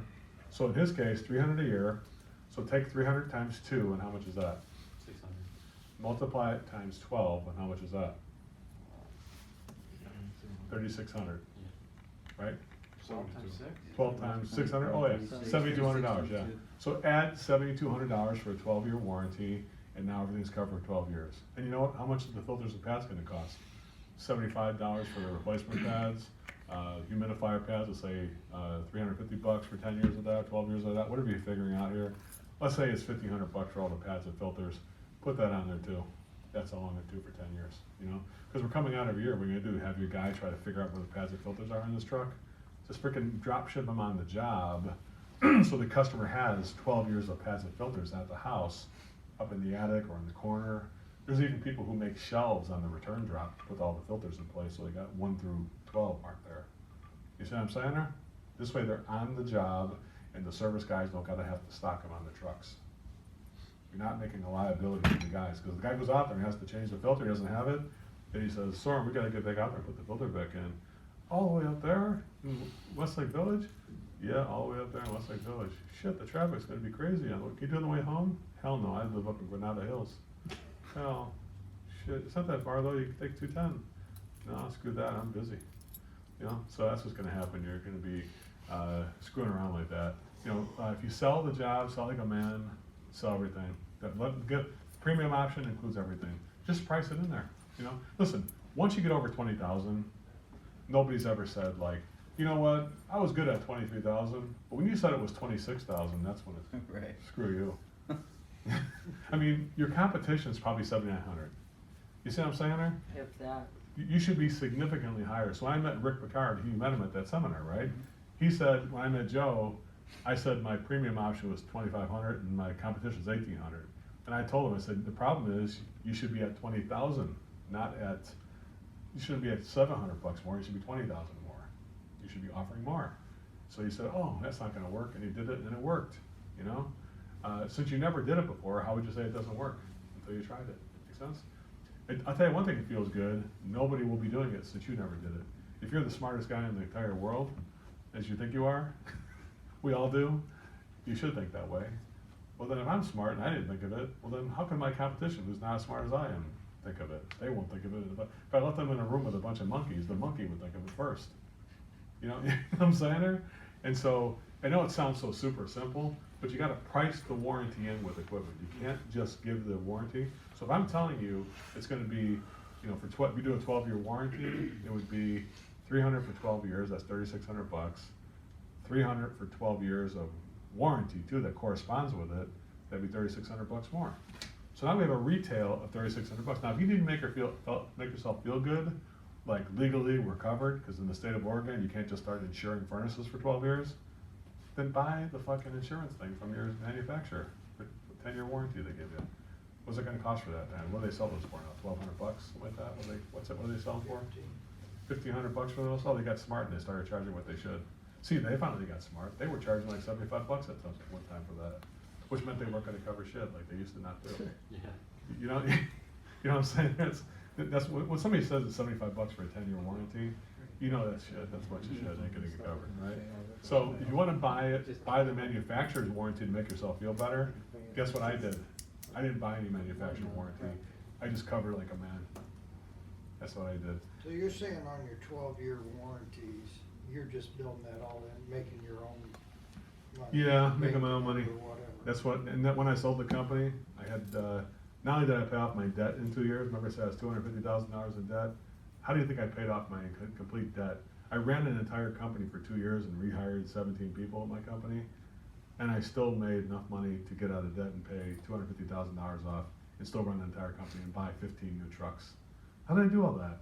Well, I didn't do it. My customer gave me a loan. A banker would never give a guy who's $250,000 in debt a loan. But my customer didn't know they were giving me a loan. They just bought the stuff from me. The average equipment replacement had 7.78 years of service they were purchasing, and every repair, the average was 3.57 years of service they were buying on repair warranty. So people were prepaying for the service agreement and the warranties with me, and that's how I got out of debt. Did I stop doing it once I got into debt? I just said, you know, a good idea would be, instead of giving it to my suppliers I was in debt with, put it in my pocket. And when I sold the company in 2001, I had $1 million in an account to be able to disperse in case, I didn't bring it up until they asked me about it. I was gonna just sell the business, and hope I just get away with it and take the $1 million and run. But instead, I did suspect they might ask me about this, because we had so many warranties and so many service plans, and we sold 10,000 service plans. Like, who's gonna do all these service plans? Who's gonna do all these warranties? And I said, they finally brought it up. Oh, on the day before we closed, we do have one concern. You have over 10,000 service plans and you have a shitload of warranties. We looked at them. The average thing you have on equipment has like 6 years of warranties left on it. How are we gonna cover that? We need to get some deferment of money or something like that. So we'll pay like, we're gonna pay all this money, but we're gonna defer like an extra amount of money. So we'll determine how much we'll pay you depending on how much. They're trying to hold back money on me when they sold the business. The 2 days before I sold it. But luckily I knew they were gonna do that. I anticipated that could happen, right? Because I've been through that shit before where ARS tried to buy me and things like that. They tried doing the same shit. So I learned when people didn't buy me what I needed to do. What did I need to do? I needed to have $1 million in an account so I could have that money to have the other company claim it if they want to. So I'll have the $1 million instead of you, and I'll pay you when you claim it. That's how we'll do it instead. What? Yeah, here's a warranty claim form I made up right here. Whenever you have a warranty claim, just fill out the form like you would with a manufacturer. Give me the original contract the job was sold on, so I can verify the thing is under warranty. And then show me that the thing that's broken right now is something we sold them with that warranty on it. And that, show me the part, also bring me the part that's broken, so I know that it's something that is, we got there. Make sense? So give me the part, give me the warranty claim form, and give me the contract, and I will cover it at full street rate, $350 an hour at the time. And all the parts are, your full markup on your part too, wherever you wanna get. Double the markup on the parts. That's a good deal. I said, claim as much as you want. I got $1 million, and I got more money you're gonna give me too. So I'll take it out of my other money, if you want me to, that you're gonna pay me. Okay, you're on. You got 5 years to claim that as much as you want. Guess how much they claimed in 5 years? $38,000. That was like my interest on each year. You know what I'm saying there? They claimed the interest off my earnings on that million. Son of a bitches, I couldn't keep my interest. The good news, I didn't pay any taxes because the interest was deferred on that, right? So, interesting. And so I used $1 million to move to California instead. That's how I got here. Makes sense? Like, able to buy a house and everything like that in Paso Robles. Really nice. You know, but I could have done that without having that money first. So you have that money, put it, my advice, offload the service and warranty money to a different account, stack it up, so you can use it to loan money against yourself. And you can also use it, if you ever sell the business, you have something there to be able to use as a claim. And the good news, hardly anybody ever claims it, so you get to keep the rest of the money. Isn't that good? There you go. That's how it works. Questions or thoughts on that? So you know how you're gonna do the warranty now? You gotta price it in like a man. Don't be giving warranties away for free. Now, the thing on NewFlow, it's different. That's something I could probably say is a 20-year warranty, because if that's not right, if that's right in the beginning, it's good to go, right? And that, the confidence in the product itself, it's not a mechanical product, it's just a freaking epoxy liner, which is not gonna deteriorate. It's stronger than the earth itself. You know, the only thing that'll be left on this earth will be cockroaches and NewFlow liner. It's like a nuclear bomb hit, we still have the liner in place. The pipe is melted away, but There's our TV commercial. the NewFlow liner would be in place. You know, so cockroaches and NewFlow will be there. So that I probably wouldn't have to price in the actual warranty because the product is so solid and it doesn't have moving parts to it.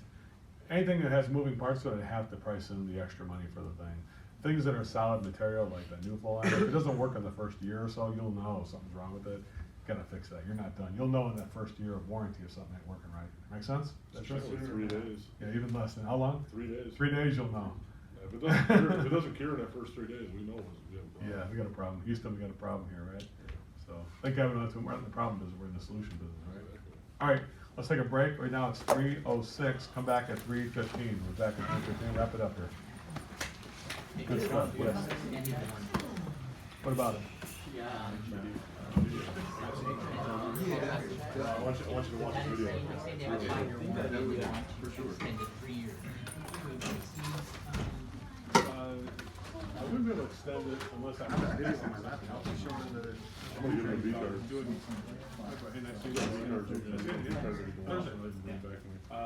Bring that back. I was selling 3 more items. Then I might be able to do something with that. Like, sometimes I'll do a thing if I had like a furnace. Should be able to do a heating area, just a plumbing. That's pretty sick. Yeah, so let's say I It's had. pretty slick stuff. I've got a sample next to your previous Okay. water saw. Oh, I definitely wanna see that. I might do something. It's I pretty looked at slick. the- You did an evaluation of the tank, it doesn't look like it's still in pretty damn good shape.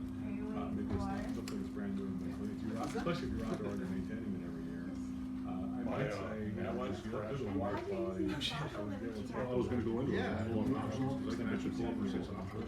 Okay, that's not big. I would during my conversations after once you get up there, actually pull up. Like, what do you have? Right there. 6 and build everything. And we can service hard them, we can get them something off.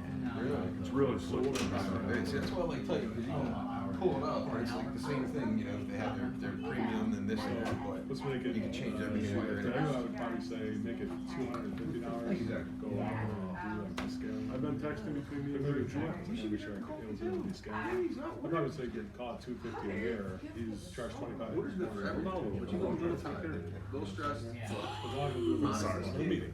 Cause I wouldn't get I on said top of something your to whole Paul, unless we want to cut the So access water down, we quality cut would access be, into the bin. Alright, you look a little tired. He wants cartridge to be on the filters, toilet. get the sediment, the main He is going to pull the toilets, I and it should be appreciate it, sending just that you you did say I look what tired. carbon water And filtration, that's- right? the code to get in the house, so Soften the it, camera it's from the pretty vessel. I definitely, I went. From the toilet line. Is she trying to We're trying to figure it out. I just wanted to Every time. Sorry, you did a good job. Involved, but most retailers, even if it's like, I so still- you guys need Don't go something? back, Like, that was fine. through the school, that's why I Okay, was so like, customer just came out. when you said that to me, I'm like, why didn't we call the guy, 'cause we're supposed to, he's supposed to pull the toilet. Sure, if we said it's. You know what it's like, I didn't know if you saw that part of the Most scope, likely you it's like, didn't what have is the that? the And I didn't know you guys were going out. I just say, I'll take that into consideration. I would've known this the How I other could day if it was extend it, off. you know. Most likely I had to do some kind of purification, I would never extend something to 10 years, unless I had water purification. Well, you got what you need. It's like the air You'll pull the cleaner, toilet. I wouldn't do it, it's You furnace, need something to warranty, text for Greg. 10 years. And unless say, you have a get code to get in the a lockbox, and he'll give you the a lockbox. good filtration system to protect it. All right. What allows me to do it? Thank you, sir. Keep me in that group text so I know he's answering. Filtration. If I don't do the filtration, I can't give you a 10-year warranty. You know what I'm saying? Yeah. I could probably go 10 years with the super filtration, 7 years without the sediment filter, get to the carbon filtration now, and then start going into 5 years without the filtration. Now I'm back in the 5-year area. You see what I'm saying? That's better than I You can do. are? No, I'm just kidding. I mean, But yeah, I'm not they're- bad at just extending they're here warranties for for you. those. No, it's bad. There has to be some other thing we're adding to it for people to get that. Here, there's one on my door. God, this should be charged.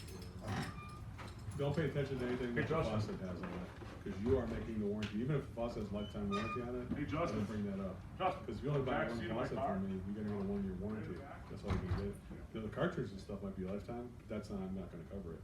That's what the matter. Yeah, I mean, the manufacturer can say it's got any kind of warranty it wants. I'm the one who just who tells people how much I'm gonna cover of that warranty, right? Right, that's my point. Yeah, so if you only buy one, if you got a lifetime faucet cartridge warranty on it, well, that's fine for the 1 year I'm gonna cover it, cause I got one faucet, I'm gonna give you 1 year. If I give you 5 faucets, I'll give you 5 of them. Then you repipe it, and you do the piping, I'll give you 10 years. So I'm in charge of the warranty, it's not the manufacturer. Like on equipment, You're not gonna really extend the faucet warranty.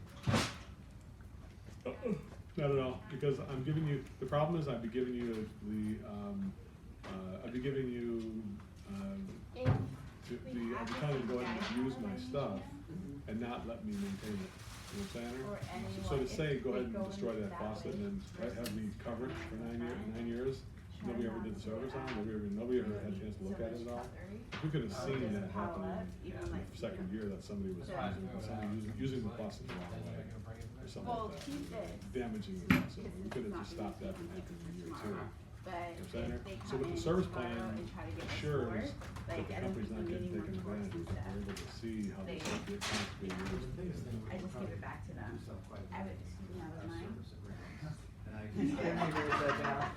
Instead of tagging more of them, it's spending. Throw it in a bundle. Just wanted to So make it's sure always you're gonna be, awake. every single time, it's gonna be 5, 4, 3, 2, 1, unless you do piping as well, like repipes.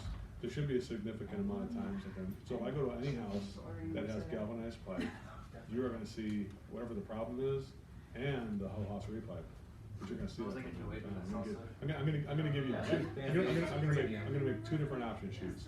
One just to fix the faucets, and one where I do all the piping in the house, and I give you faucets too. Yeah. You know, so that's gonna be, it's gonna be two different six options times 2, 12 options. One is gonna be for the faucets, and one's gonna be for all the water piping and the faucets. yeah. If I do the galvanized pipe and I still got cast iron, probably just gonna redo all that too, just do all the drain in. The top option will be drain piping, copper repipe, all the faucets and fixtures in the house, you know, that's gonna be all included with it. 10-year warranty or even more, 15-year warranty, I might even go on that. And then 15-year service agreement, and I'm gonna price in an extra year for all the warranties and stuff, I'm gonna do on that too, another, like $200 a year, you're doing $300 a year, you're doing, that probably throw it in there, that's it. If you, here's what you can tell. You can tell if I'm saying, man, I'm gonna get a 10-year warranty on that, it's only $6,200, that's not freaking enough money. Like, you got 10-year warranty, it's gotta be something over 10,000 most likely. You know, it's like, how can I just put this stuff in and expose my team for 10 years for like $5,500? That ain't gonna work. You know what I'm saying? It's not enough money. 'Cause even 5 or 6 calls in 10 years later, we're gonna have something that goes wrong. It's gonna eat up that money we got. You know what I'm saying? So it has to be. That's why you have to have 10 items you're doing, including the piping and things like that. Now, when it comes to piping, I don't even figure the pipe and the fittings and things like that. What I just figure is the time. So, like, what do you guys charge per hour at Bethke? What do you guys do there? Like, if we had a 1 hour repair with nothing else but the labor. A non-service number, Yeah. it's right around 600. For an hour? Okay, so, if it is a service member, what would it be? It's like, maybe garage to like almost 400. Okay. So, I would say you probably should say for the service member, it would be $600, including piping per hour. And then for the other guy, it would be $900 per hour, including all the piping you wanna get from me. So if I have a non-service member, and of course, if I sell you an agreement, if you have the top 5 options are gonna have service agreements in it, so they're gonna get the agreement price, right? So everybody's gonna get the agreement price. So what I would say is that you move the pricing at $400 an hour up to $600 an hour, and you can include as much piping as you want. I'll give you as much PVC or copper or anything you want, pipe-wise, PEX, whatever you want me to put in, I'll put that in for you at $600 an hour.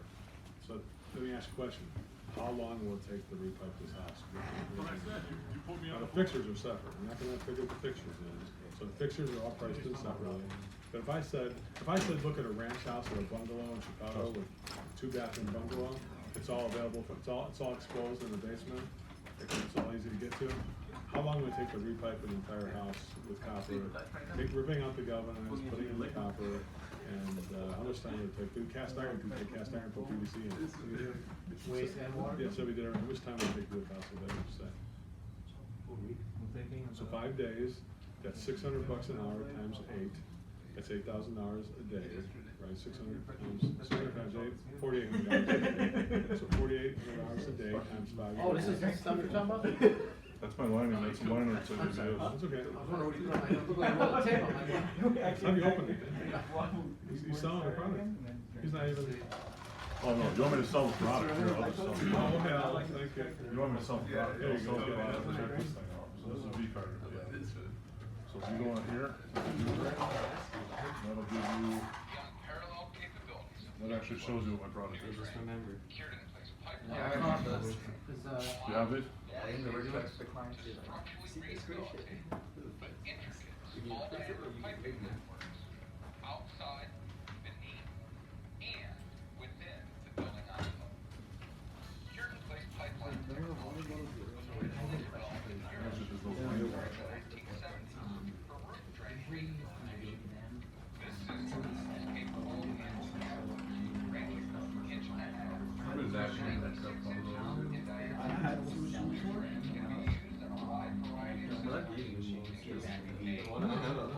It's easy. So you're still gonna be a window, not a door, right? So Hope that the water doesn't. one of the things you can do is cover this with rentals. The minimum would be, what's the minimum? What would you normally do? Give the price $99, is that what you said, right? So that's your cheapest thing. You already got the cheapest thing. So what would be if you supplied the better grade? How much would it be? About $375. So that's your better one, right? And we supply it and we take responsibility for it, say, a year. So if you get service plan, say 125, we call it. So for $500, here's a better one, professional grade, $500 a year service and year warranty. The other one's $99, you put it in for yours. You warranty, I can't, no warranty. $99 and just do the work and that's it. No, take this thing. You got Party it. friends, see you later. $500, $375, $375 with a 60-day warranty, or 60-day warranty, $375. $500 with a 1-year warranty. Okay? 1-year service. So your service plan is a year, an hour, and labor, whatever it would be. Okay. Figure it 125 for you guys. For you, I just say 150. You know what I'm saying? What's he eating, corn? Cattle? This guy's cattle. Could eat the corn. He's corn-fed motherfucker. So anyway, so you keep going up the list. Is there a better garbage disposal than the cheapest one for $375? There's one that's like a one horse, right? Stainless steel, how much is that? $750? So $750 plus now you got $125, so $150 times 2, so plus more. Let's call it $1,050 for the light commercial grade, right? So you see, you already got 4 of them, right? Light commercial, 2-year warranty, normal 1-year warranty, normal by itself, 90 days, and $0, nothing. So see how that's kind of different from one? Stuff like that to them. Well, you live in Oxnard. Take the same number.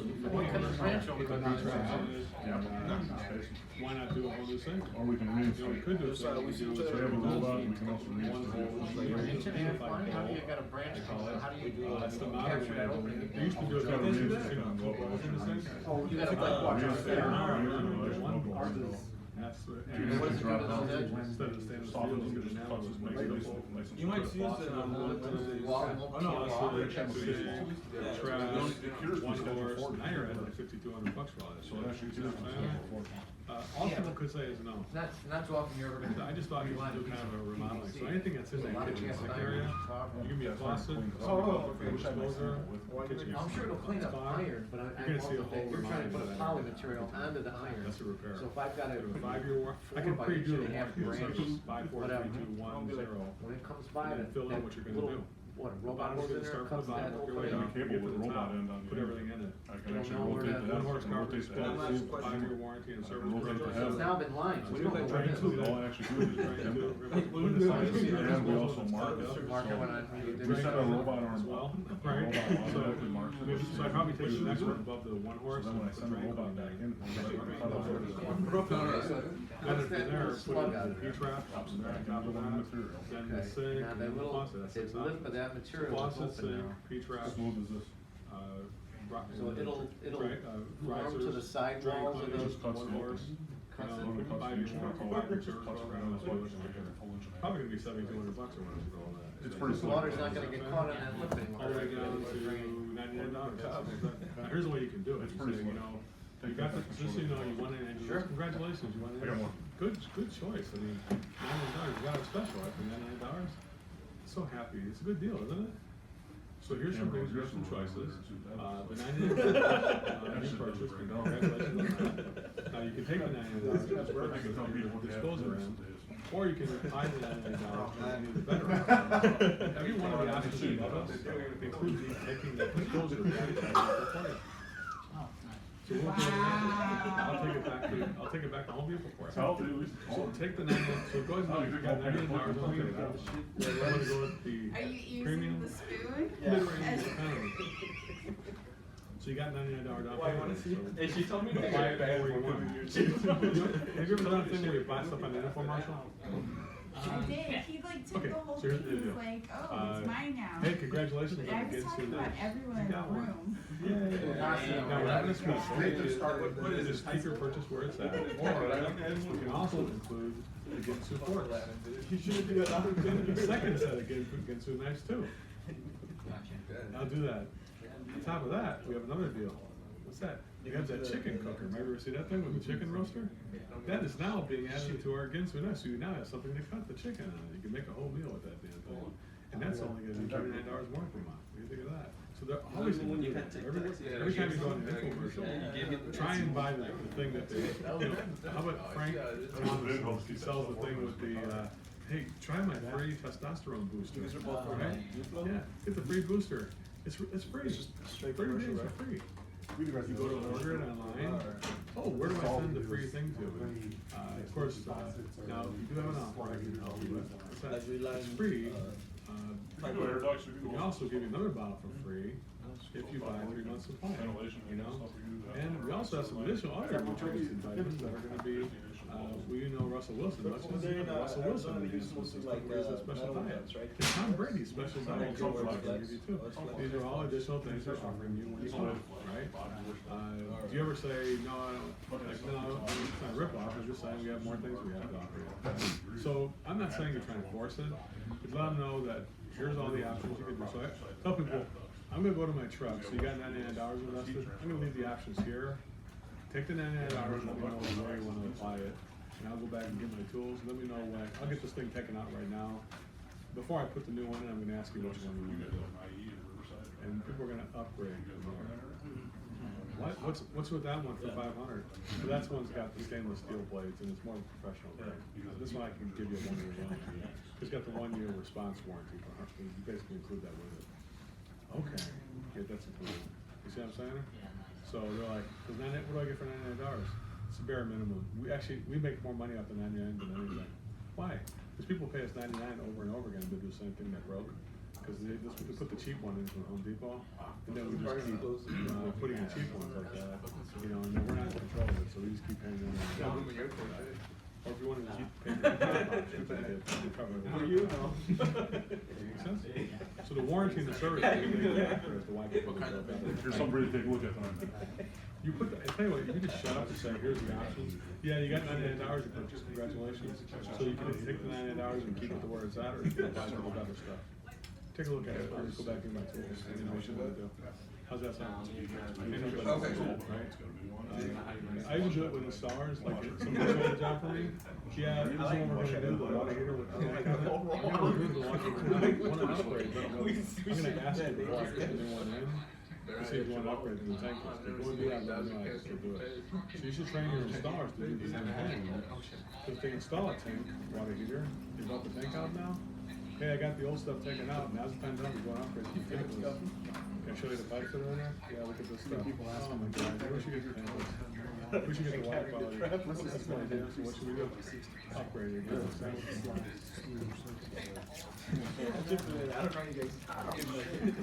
Good stuff, huh? You having fun here today? Just make your rethink plumbing on your own. To make your rethink plumbing wall. Really? Thank you. I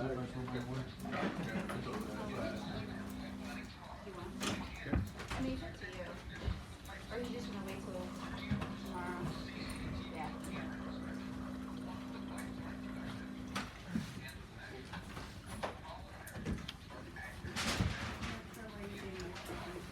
No trouble at all. I don't know what you mean by that. How do I get in trouble? If I do, I'm willing to pay for it.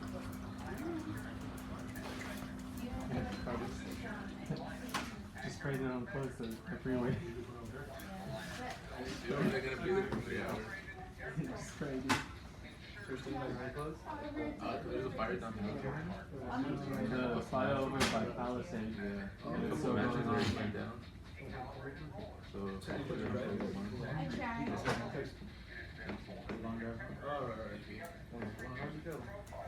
How'd you finish your corn? No, you took it. You can't leave this tape until you finish your I'll take one for my kids. Oh, I just. If that closes down, No, I'm not gonna take one. Okay, if we can't take the one, I'm just gonna put avoid highways. We're gonna go off-roading in like dirt roads. Hey, Nathan. You didn't get 2 commitments from me though. You didn't get 2 commitments from me though. I'm being a $20 over here. 2 commitments. He's kinda right. What did Joe say? One commitment was like 20% or 6%? Yeah, he did say it here. Nah, I got you, Nathan. Don't worry. Hey, look at me. You don't want to have to pay him $20. He's gonna pay your It's worth $5, dude. We'll do it 4 times.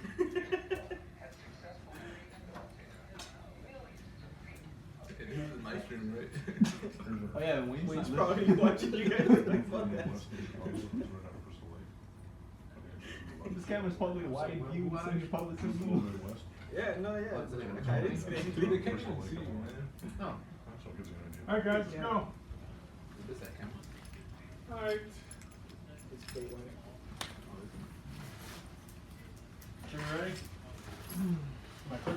yet or no? I try to get it to work, it's not going. You got flippers I changed the there? battery too. Oh, Is yeah, pointing over here. No, Goes, doesn't work. yeah, it's on. Going to it's garbage. just Garbage. not connected. Garbage. I don't know. I'm gonna have to look on the internet for something new. Whoever thought it did a human slide sorter. We'll go to the bathroom so this guy knows our bullshit.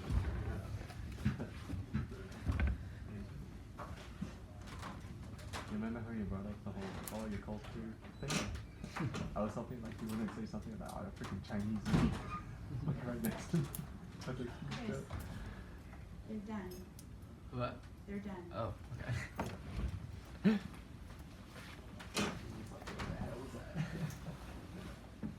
Surprise y'all.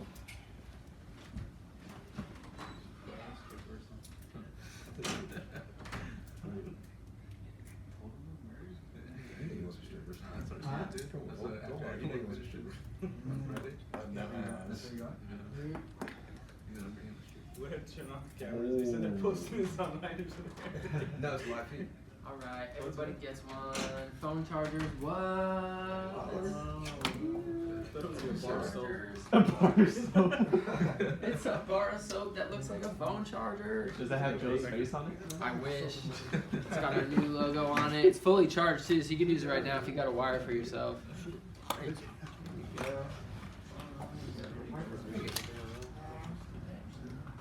You really do look like a bar of soap. Cool, it's a power bank.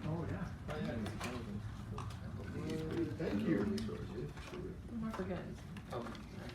Hey, part of this, you can finally keep your stupid tablet and phone charged during work now. You need a card battery for that, dude. Cardless. Just get a wire. My boss straight told me, "Phil will never die again. He will never fucking work here again. I promise he'll never die again." In like 15 minutes.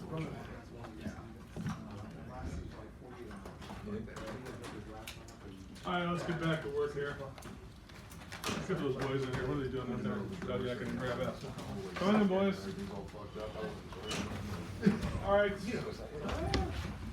So, alright, is everybody clear on the warranty thing, the challenge of the warranty? So, if you look at the different categories, could we go back one slide, Chris? Back on this one? So here's all the things that go into making an option sheet, or the top option, I should say, right? Safety and health enhancements, the maintenance or future service needs, the warranty. If you're making a pick list, my feeling, all right, if you're making a pick list, I would tell you just to make a gross list of all the stuff that you could possibly do. Just write it down, or if you have a computer program and you can find all the items, you should know that. Now, if you've done an option sheet before, like for replacement of a drain system or a sewer renovation, save the previous ones you've done and try and build on that. See if there's a way there's something in common, even if only 3 of the options are the same or similar to the one you're gonna work on. That's 3 things you don't gotta rewrite. You just gotta do that way. So even if the top option is the same and everything else would be different, or even the bottom option is the same, then those would be the same. So at least you have a template to start with. I would create templates so you'd be able to do that. Make sense? So with that being said, these are all the components. You have the main problem. Now here's the biggest thing. Whenever somebody calls me, like if you were calling for a heating system, you know, then let's make sure we lead with the heating system. If you were called because we have that breakage in the backyard, in the front yard, let's say, first we're gonna go ahead and, you know, descale the piping, and then we're gonna seal that fracture that's in the front yard and make that problem stronger than the rest of the pipe. That's the minimum we can do. You know, and then we're gonna go ahead in the premium option, expand that solution to the rest of the pipe in the front yard as well. And that's gonna be like a water slide from the house all the way out to the street. It will never have a fracture again for as long as we live. Now, furthermore, because we did the outside, you told me you had a lot of stress. What did you say about the kind of stress level you had when you had when this Black Death inside your house, Justin? What was that like? Gosh, it's horrible. That's why I decided to do all the, I decided because you were so stressed to do all the lateral piping underneath the house as well. This will remove the stress inside your house as well as the outside of your house as well. And I did the vertical, I call it the piping depressurization system, which allows the drains to flow freely. That's the vertical pipe that runs from the bottom all the way to the roof. I did that because I don't have any fractures, especially as your kids are growing up, to have a problem with to tear apart those walls and the ceilings and things like that. That's why I lined the whole thing.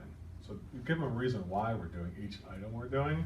So in the case where I do the thing where I start with the thing that was broken, start with the little 5-foot section, expand it to there, and then go from there. So if you start with heating, it'd be like, this is gonna include the finest heating system that we have on the planet. Travis Smith, who owns our company, has searched the globe. He's very strong on quality. He went to Europe, he went to Asia, he went right here in the United States. We found this to be the finest heating system. So we're gonna do the heating system first, that's what you asked me for. Now, with that, the heating system we're gonna put in has a variable on-demand output, meaning that it senses the outdoor temperature and gives you the exact amount of heat that you need. I did that because you travel for business, Joe, and I want Julie to be comfortable with Wyatt and Karen when they're here by themselves. I don't want to have anything where they're not comfortable. With that, we also put on an on-demand zoning system that allows you to have different temperatures as you need them. So if it becomes very hot on the second floor, Julie can just reach for the thermostat and turn it down so she can cool out that second floor more. I did that, I call it the Julie's Personal Comfort Control System. I just think Julie does a lot of work around this house, don't you think, Julie?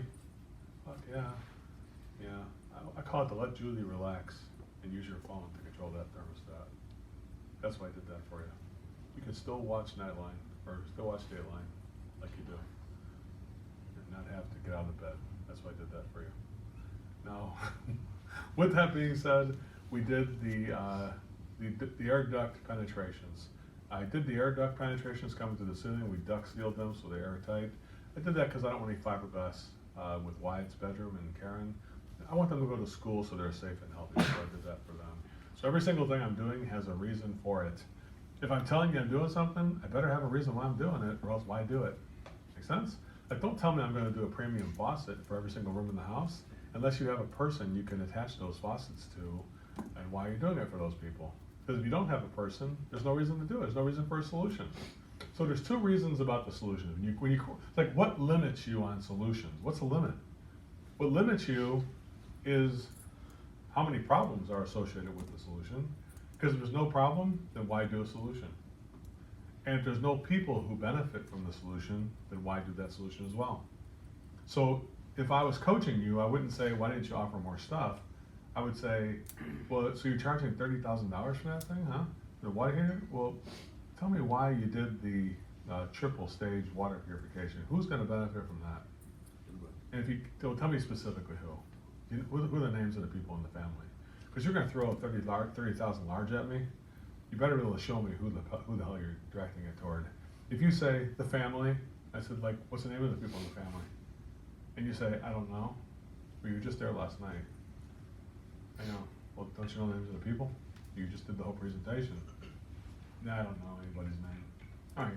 Well, what kind of presentation do we really give then at that point? So I did my litmus test. Tell me the name of the people who are in the house. Well, it's John, who owns the place. How about his wife's name? I don't know. Yeah. And how about the kids? Now you're embarrassing me. How about the dogs? Stop. You're killing me now. Yeah, see, you don't know anything. You made a $30,000 presentation like a sociopath. Most likely, you just did it so you could sell something. It's a greedy motive. It wasn't pure motive. Because if you did pure motive, you'd have it personalized and customized with every member of the family. Make sense? That's your challenge. If it's not customized, expect to get a kick in the nuts when you offer something like that. And I hope you do, so remember it. Make sense? So code the prices. Don't get mad at me and get mad at you. You got to attach the solution to somebody in the house. If you're going to tell me you got a variable speed blower system, why would I care about that? Well, because it's going to save you $475 a year, which is almost $5,000 in 10 years. $10,000 in 20 years is going to save you. That's money that, Wyatt could use when he gets to graduate for high school. He'll have enough money to get a new car for himself, at least a down payment. That's why I did that for him. Make sense? So you're giving people a reason why they should save the money, not just save the money. Make sense? So here's the way, here's a pick list of things you're doing here. You're not, now if you have all these things, but you're not sure how to price them out, well, ask me now, what do you think? Do you know how to price out the 5-year warranty? So on repairs, what do? How do you price that? Do you need to add more for the repairs on the warranty? What's the qualification to give me give me the 2 qualifications to give me a 5-year warranty on a repair? You do full price flat rate on every item. How many items? It doesn't matter. You could do. No, it 20. doesn't matter. You have to have item of how Well, you many? get 1 year for every. Yeah, so how many do I have to have then to get 5 years? At least 5. Let's get that at least 5. Yeah. So it requires 5 repairs to be done at full price. Yep. And with what else? A service agreement How many years? to match the warranty. So 5 years of service agreement, right? So if I'm gonna give a 5-year agreement, it has to have 5 repairs and a 5-year agreement with it. 5-year agreement and 5-year, if I'm gonna do a 5-year warranty, I have to have 5 years of agreement, 5 years of, 5 repairs I gotta have, right? The 10-year, if I start going into bigger renovations, I don't have to have as, I mean, if I'm gonna do something like a repipe a house, I mean, I suppose I could say that every single elbow and fixture would be, an item, but I'm not gonna do that. Here's how I do repipes or ductwork. So you wanna know the super simple way I do ductwork renovations or repipes. So I can do something like new flow, I can do cast iron stack pipe, I can change it over to PVC, I can do galvanized and turn it into copper, I can do ductwork and replace all the ductwork in the house, all sheet metal, and guess what, it's all the same price. Every consumable item I'm doing, like new flow liner or this stuff here, I'm just gonna figure it by the hour. How much time will it take it to do it? So, like if I said, we're gonna pull the duct system out, redo the duct system and seal it and do it all with new registers, how much would it take to do a ranch house, from above? We had like a ranch house where everything was in the attic. How much time would it take to do that kind of a job, would you say? You're doing ductwork. Yeah. 8 to 10 hours. So how many days? So figure it out, brother, because I don't wanna have any bullshit. How many days are gonna be? What? Days? How many days? Because no such thing as a half a day. 2 guys, 1 day. There's no such thing as a half a day installation. If you got a half day, that's a full day. 2 guys. If you gotta come back for a little bit tomorrow morning, that's a half day. You know what I'm saying there? I don't go with the bullshit like, yeah, 10 hours, that's a day and a half. You know what I'm saying there? If you're saying I got, yeah, it should be somewhere about a day and a half, that's 2 days. You know, just add another half day on it, because you're always gonna be wrong. You know what I'm saying there? So 2 days on a duct job like 2 that, guys, like 1 a, day. let's say a 3-ton duct job. Make sense? Let's say a 3-bedroom ranch, 2 tons of cooling. Same. What are you thinking there? 1 day, 2 guys. 1 day, 2 guys, okay. So, I got 2 guys, 1 day, I could figure it a couple ways. I could say, well, the helper's not really a full price guy, but we have man days, right? How many man days we have there? And so what would a man day be? Well, let's say it's just for the strict labor only, I'm gonna throw out a number like $2,600 or, you know, $2,800, $3,000, something like that, per man day. Make sense? Is that fair enough? It's for the crew to be out there for a day. If I said 3,000 for a day, would you say I'm crazy? Yeah, that's right. Now, take the additional materials, take 50% of that $3,000, $1,500, add that to it, and then you got $4,500 in ductwork. That's what we're doing it for. Make sense? Just take half the amount and throw it on there again. Now you have all the ductwork you can put in a day. Because no way people are gonna put more than $1,500 in ductwork in 1 day in a job like that. You know what I'm saying? Probably gonna take they're gonna do about $600 and stuff, would be about double the price on it, and that's all it's gonna be. So if I got piping, how long would it take to repipe that house? You said 5 days, right? He's charging $400 an hour for people, that's what he's charging? Well, $400 an hour times 8 hours is $3,200, right? $3,200, take half of that is $1,600, add it to 3,200, how much do we have? $4,800. $4,800 times 5 days, he said. What's $4,800 times 5? $24,000. That's how much it costs to repipe that house for him. That's just the piping. You wanna put fixtures in there? What is he gonna charge me for a toilet, for each toilet we're doing? You know what I'm saying there? You wanna put faucets? Charge for the faucets too. You follow me on that? Boy, how long did that take me to figure out the repipe in the entire house in the bungalow in Chicago? Took me 2 seconds, 20 seconds it took me to figure that out. You know, because I don't figure out the individual parts and stuff like that. I figure if we're gonna do a job that's gonna be this many days, you can only put in so many materials in a certain amount of time, you know? I'm not putting in special stainless, by the way, if I did put in specialty things like cast iron, you say, wouldn't the cast iron be different than copper or PVC? No, it would be the same price. The only difference, it would take longer for cast iron. You see what I'm saying there? So I can do more PVC in a quicker amount of time, and my material cost is less, but my time is less too. So the heavier duty of the material, like threading gas pipe, is gonna take longer than if I didn't have to thread it. Make sense? Do they sell Pro Press on a gas pipe too now, or not? Mega press. Yep. They Mega sell press? mega press, yeah, Oh, yeah. carbon steel fittings, it is a lot. I don't know. CCST is not allowed, we just found that out recently, you can't put the two. What's in the house. CCST? That's the flexible, looks like gas, like a flex you'd hook up like a. Tri-pipe, Pardon me? tri-pipe you're talking Oh, about. Yeah. Vorplex?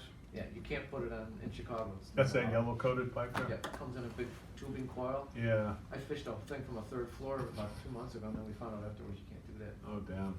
You use the yellow one, not the black one? It was yellow.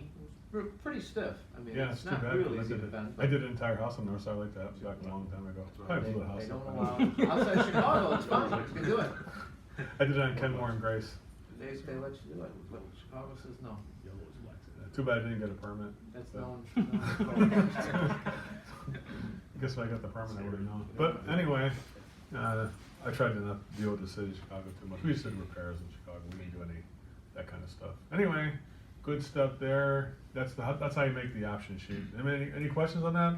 You clear on the warranty? If I'm gonna do equipment warranty, I have to add the money in there. I can't just say it's there. I have to double up the planned service agreement, and that's how I get the warranty. And if you feel like you're gonna be on the right side of the law, like you wanna feel like nobody's gonna come after you because you're not registered as an insurance agent, then buy yourself the insurance from the manufacturer and use that as your backup, so you got that to cover the customer in case a nuclear bomb hits and you're dead. Oh, at least they got the frickin' manufacturer warranty, but they're dead too. Yeah, it sucks to be them. Nonetheless, I didn't do that. I just covered it like a man, you know what I'm saying there? And that's what I did. I'm not saying, don't take my advice, that's just what I did. I took a lot of chances, you know? Like, we didn't have the EPA log on the back of our truck registering every ounce of refrigerant either. Do you? Somebody's getting a $25,000 fine, not me, because I'm not in the business anymore. Hit the thing now. What? Last item? Wait, last time, go back one more time, Chris. We have somebody's not satisfied with this. Code the prices, so if you're writing it down on paper, like I told you to do, then make the price, if you know the prices, then write the price with a code. Like you can put the word, like number 76 in front of all your prices, don't put any commas or decimal points. Like let's say the price of the faucet is $535, I would put down 76535 as a code. Everything would say 76, whatever the price was. So I know I can see the prices myself, but I wouldn't show the customer that price. Make sense? So I can figure out, I have a price list, like a shopping cart for myself, where I can now figure out what I'm gonna do. So one of the best ways of doing it, put everything in the shopping cart and then use the stuff you got in your shopping cart to do the job. Make sense? All right, next on the list, let's turn the thing, Chris, there we go, finally. Let's go to the next page. We're going on to the page one of the, so you're gonna, now everybody's gonna make an option sheet this week. You ready today? Everybody ready for this? I hope you're ready. So when you're making the option sheet, turn the page on the next page. We can look at this thing here. We see, we have the diagnosis. So you see the observations on the right-hand side of the sheet there? There's an option sheet on the right-hand side page. You see it over there? You see the observations filled in on the very top there? Yes, sir.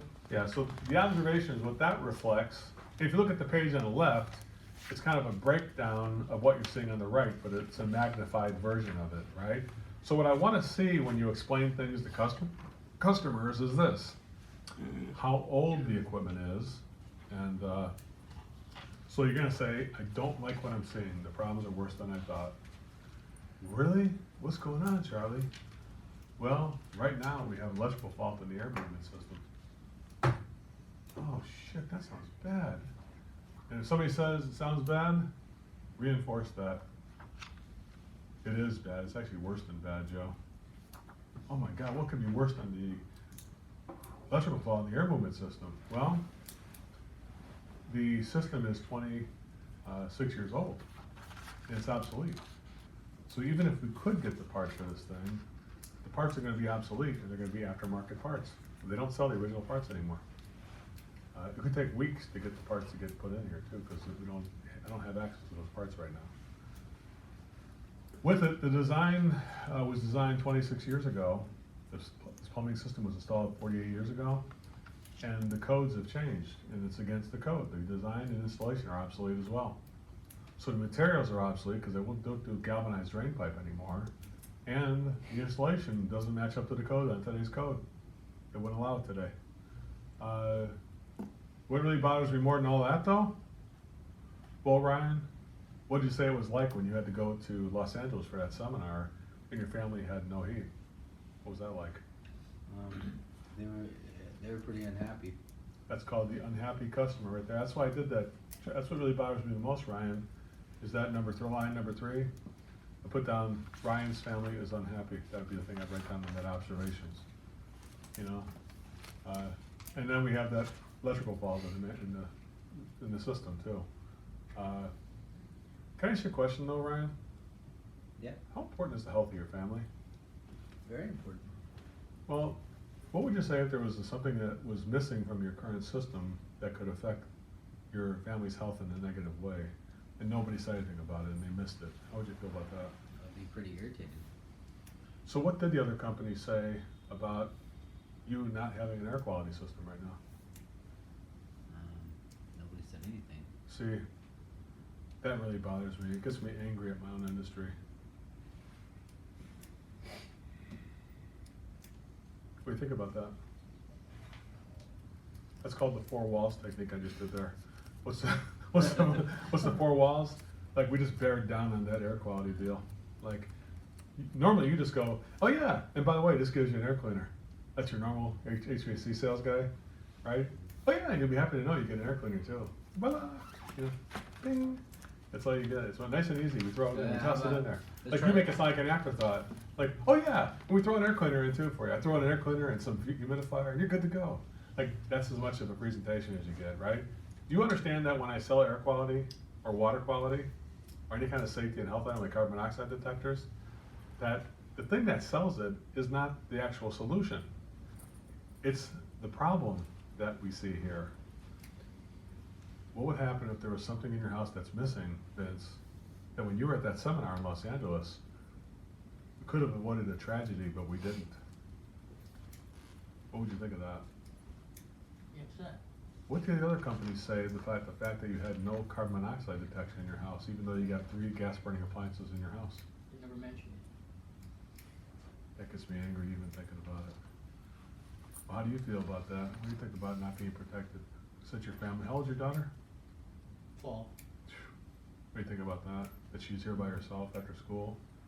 You have that 28-year-old equipment. Yeah. What do you think? I think it's time to get it corrected. I'm glad you said that. So if I told you I had some solutions, would you be willing to look at your favorite one and see which one you pick out here? Absolutely. And then if you liked it, what would happen? We move forward on it. All right, Get repairs let me show you what I got here. You're just the kind of thing I want you to hear. I want to hear that. That's what I want to hear. So I'm getting it set up so that the air quality is going to sell. Like, like not that we're not going to sell it, and the water quality, that's just getting sold. You know what I'm saying? So the air quality thing, bring it up to me again. What? Ask me again about the air quality.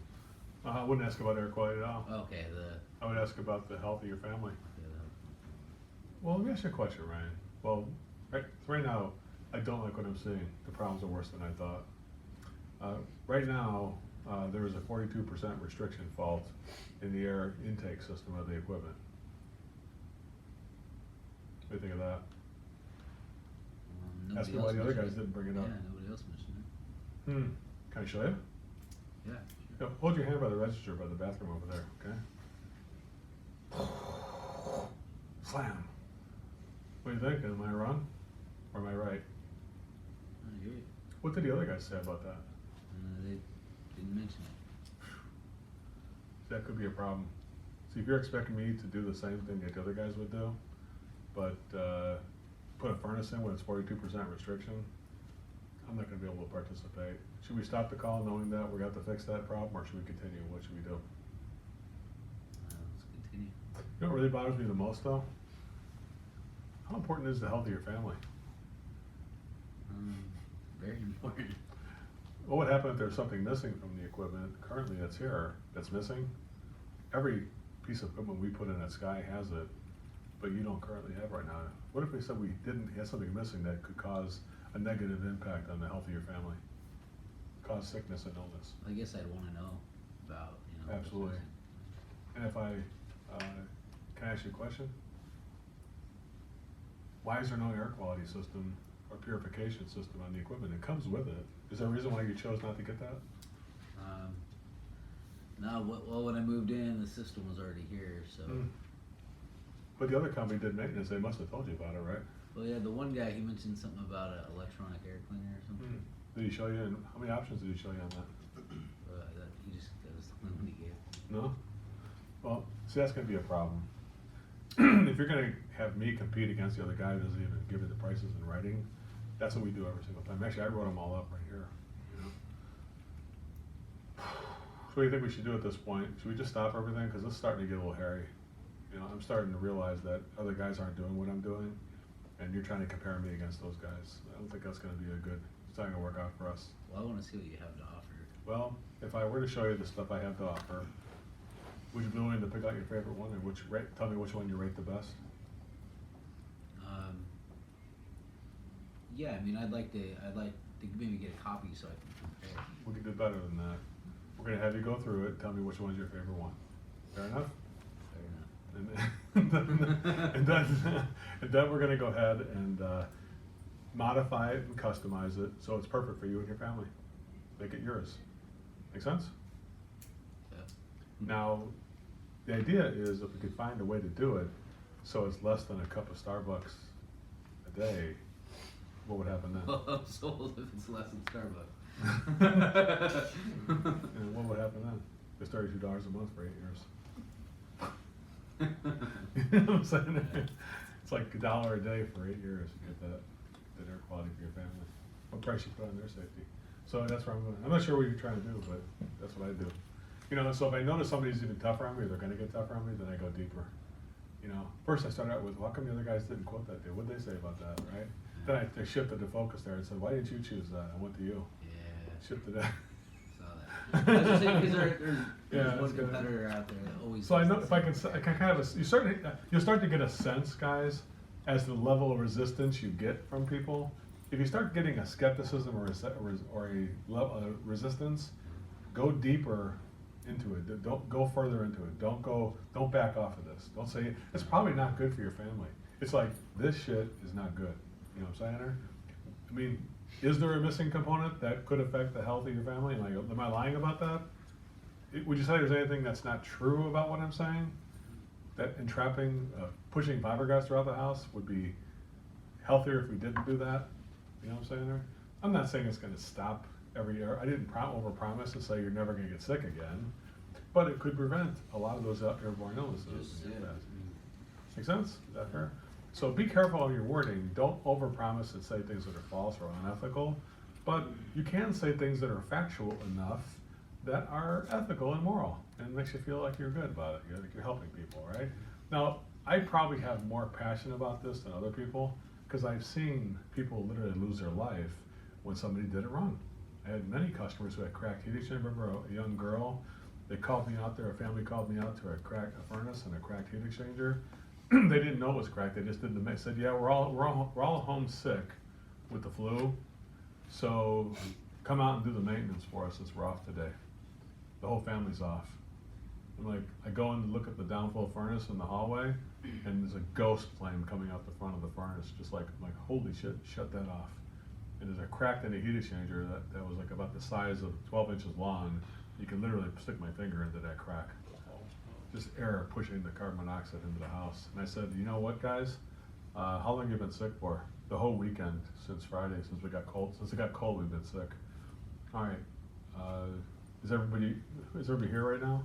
My daughter, she's just sleeping in her bedroom. Oh my goodness, let's go check and make sure she's okay. Because right now you have carbon monoxide in this house. I don't even have a detector on me, but I know I can smell when I walked in, it had a petroleum smell. And we have this flame that's been coming out of your furnace here the entire time. They could not wake that daughter up. Called the hospital, called the 911, paramedics came. She was dead in that room. She was not alive. Isn't that crazy? And she was a dead girl in that room. She was sleeping there all day, and for 2 days she was sleeping. They thought she was just sleeping. Isn't that crazy? So I've seen that stuff before. That's why I'm passionate about it. I don't screw around. You know, I've seen in Chicago, there was a thing with a family, I wasn't part of it, but a family of 12 kids lost their life in the south side of Chicago. Somebody didn't have the flue pipe tightened up on a 90% furnace, and 12 kids lost their life. Isn't it nuts? I just hear about these things all the time. You should. I think every company should take inventory of those kind of accidents and show it to their team so they realize what they're up against here. We should all realize that there's some serious stuff we're playing with, right? So the wild card are safety updates and health. That's the number 4 on the observations. Now you can only present problems or what you've written down, the solutions, right? Now the wild cards could be anything else that's not the main problem here, right? So anything else has nothing, it's not related to like he's got a thing like a faucets, so the faucet. But if we see something else that's not the faucet, that could be the piping or something else, and that's not a faucet, that's the wild card. You know, I'm seeing other things I don't like what I'm seeing here too. So here's the different orders, only 4 different things, right? The age and neglect of the system, the design and installation, the customer code. What's the main issue here, by the way? It's a faucet, got a bad temperature and pressure control system on that faucet while we're at it. But you know what bothers me more? It's all the other faucets in the house are all the same age. And the piping is an obsolete material. They don't allow galvanized, it's not code anymore. So you gotta say, to how severe the problems are is only the level of people that people can purchase. If they don't see the problem as severe, then get ready to not have any kind of a severe solution being purchased. Does that make sense, here, guys? Would you say over at NewFlow, you guys have gotten better about explaining the problems? How do you feel on that, Ralph? That to be able to amplify the problem is almost more important than the solution. What do you feel about that? Like I said, we took the technical out of it, you know, the 3-inch, we're putting out 3-inch, this kind of stuff, 4-inch. And I think we just concentrate on the problem, keep it limited, like you say, you know, keep it down to as small as possible, 20%. But I think it's worked a lot. Yeah, just amplify, make it less. Like this is not as big as our presentation, it's only 4 things. But we want to make sure that those 4 things are powerful. Make sure that they amplify those 4 things. Make sense? So when you're doing HVAC sales or whatever, or sales by itself, you can't go into a presentation and say something like, okay, you guys all ready for my presentation? Yeah. Well, I got some good news for you. I got some good pricing for you. Oh, good. What do you got? It's not going to be a problem. We're going to be able to take care of everything for you today. Oh, good, good. That's good. Yeah, we do thousands of these furnaces. Let me tell you about our company. Yeah, we're the Carrier Dealership of the Year. We do over 800 furnaces a year. Isn't that great? And yeah, and we do this there too. And we're that there too. And here's my dog. You know, that kind of bullshit does not fucking work. Because who are you talking about? Yourself? That stupid ass book that they put together? I can't believe there's still people doing that kind of bullshit out there. That doesn't work. Listen, I learned from everybody. I had Tom Piscatelli at my office. I had the people from BDR at my place. I had Charlie Greer I brought into my place. I tried to bring everybody in. And nobody did it as good as the way we taught it. It just like, I tried to find a better way to do it. Tried to innovate once we were making money again. And I'm like, that's bullshit, that's bullshit, that's bullshit. I just brought them in to see what kind of bullshit they're doing. And it wasn't working. You know, get the brag book. Well, that's a good way to lose like an hour of your life bragging about your company and nobody cares about, you know? Here's my company, here's how good we are. Yeah, here's our trucks. Isn't that nice? You know, who gives a shit? So focus on the customer. The problems here have nothing to do with your company. Keep the focus on the customer and the problems we're having here. How the problems affect the customer. You know what bothers me more? What'd you say you were doing? What your wife say about this? Make sense? Turn the page to the next one there, Chris. What's next here? Connect the diagnosis with solutions. So that's your diagnosis, okay? The titles. Now this is a good one here, guys. Use the titles to communicate the emotional impact. So titles are an important factor. So you see the top title on the option sheet on the right-hand side there? Now I'm going to tell you there's three different things. Number one, at the title we have the value, which I've already written down there. Like, what's the value at the top title on it? What's already wired in on the option sheet here? We got the word Premium Plus there. You see that's kind of wired in? So that's the value of that title, right? If I said Signature Series, it would be Signature Series, right? Like, what do you guys use at NewFlow? What do you call your top options? The Platinum Plus? It's a premium option. Premium Plus, something like that, yeah. You could use Signature Series, you could use Premium Plus. If the name of your owner is in the company's name, you'd be smart to use his name in there. This is the Dave Johnson from the Johnson Heating and Air Conditioning Company Signature Series. Dave Johnson himself signs the equipment with gold marker. You could say that if you want to. If everybody knows your owner, if he's locally famous, then use his name, because it's got equity in it. You know what I'm saying there? If nobody knows your owner, then don't use his name, because it makes no difference. But if I work for John Bethke and Son Plumbing, you better frickin' believe your pippy that every fucking thing would be the top option. This is the John Bethke and Son signature kitchen water delivery system. John has searched the globe and found this to be the best. The heavy duty, premium solid brass, light commercial grade water distribution faucet. I would use his name, I'd milk that name, so you never milk anything like that before. The frickin' Bethke, I'd milk the hell out of it. Anybody else got something like that? Who else has got anything? Anybody's name? Owner's got the name? Charlie Wilson, the Cool Breeze. This is Charlie Wilson's signature series. Charlie owns the company. If nobody knows Charlie, then skip it. Don't make a difference. Then who's Charlie? You know, you look him up. Is he a child molester too? It's like, no, he's not anymore. You got away from that. So,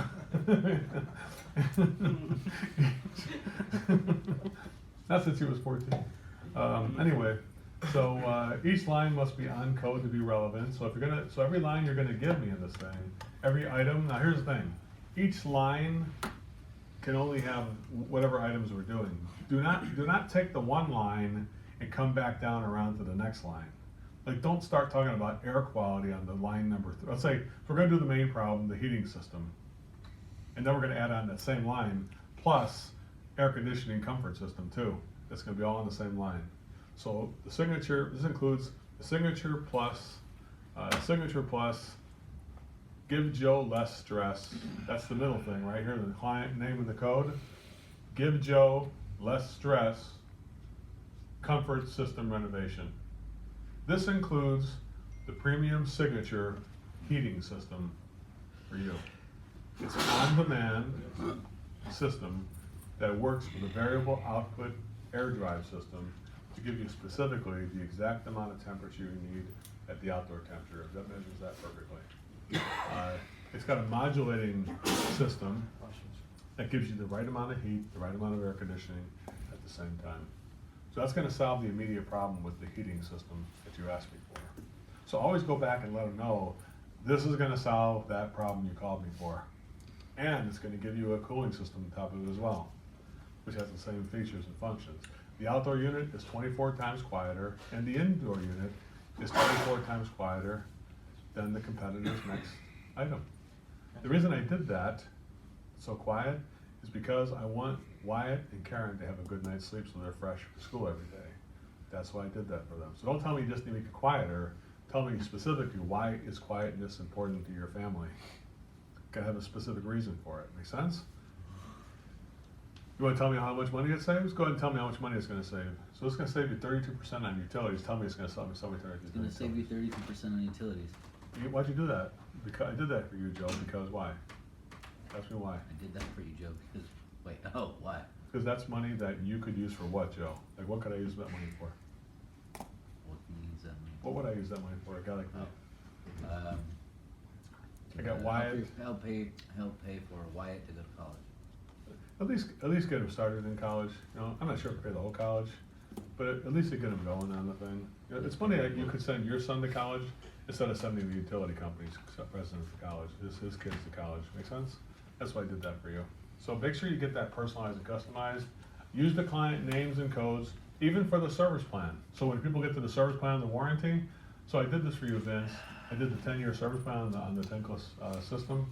I did that because, do you work hard for a living? Absolutely. I call it the Let Vince Take a Rest service plan. We come out every year and we do the service. Now, I also did the warranty for your wife. What's your wife's name, Vince? Joanne? I did that for Joanne because she writes the bills around here and she writes the checks. I don't want Joanne to have to write a check anymore.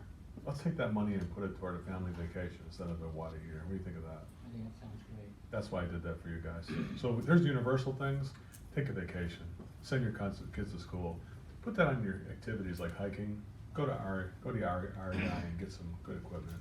You're gonna need that, you know. things that you do for fun, let's go ahead and use that stuff. Use that money for that instead. Help them explore and imagine how they would use the savings on money to do that, okay?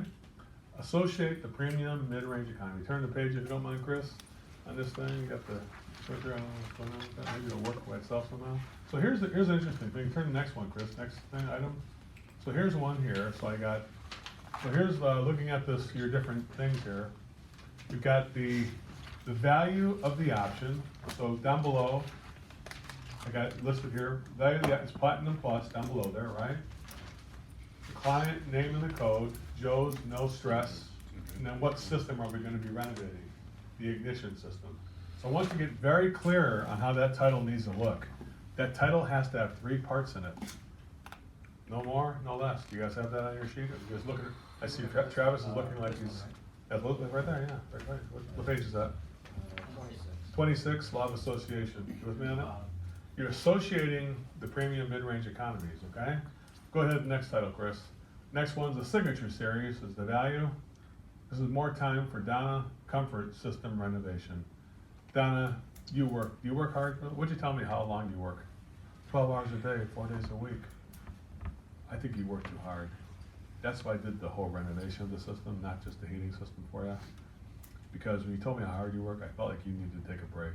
That's why I'm just gonna give you more time. We're gonna talk about, that's a code we have, right? Next one, Chris. The Premier Plus, keep Julie happy, because Julie was upset about not having hot water when she got in the shower. I don't want her to be unhappy anymore.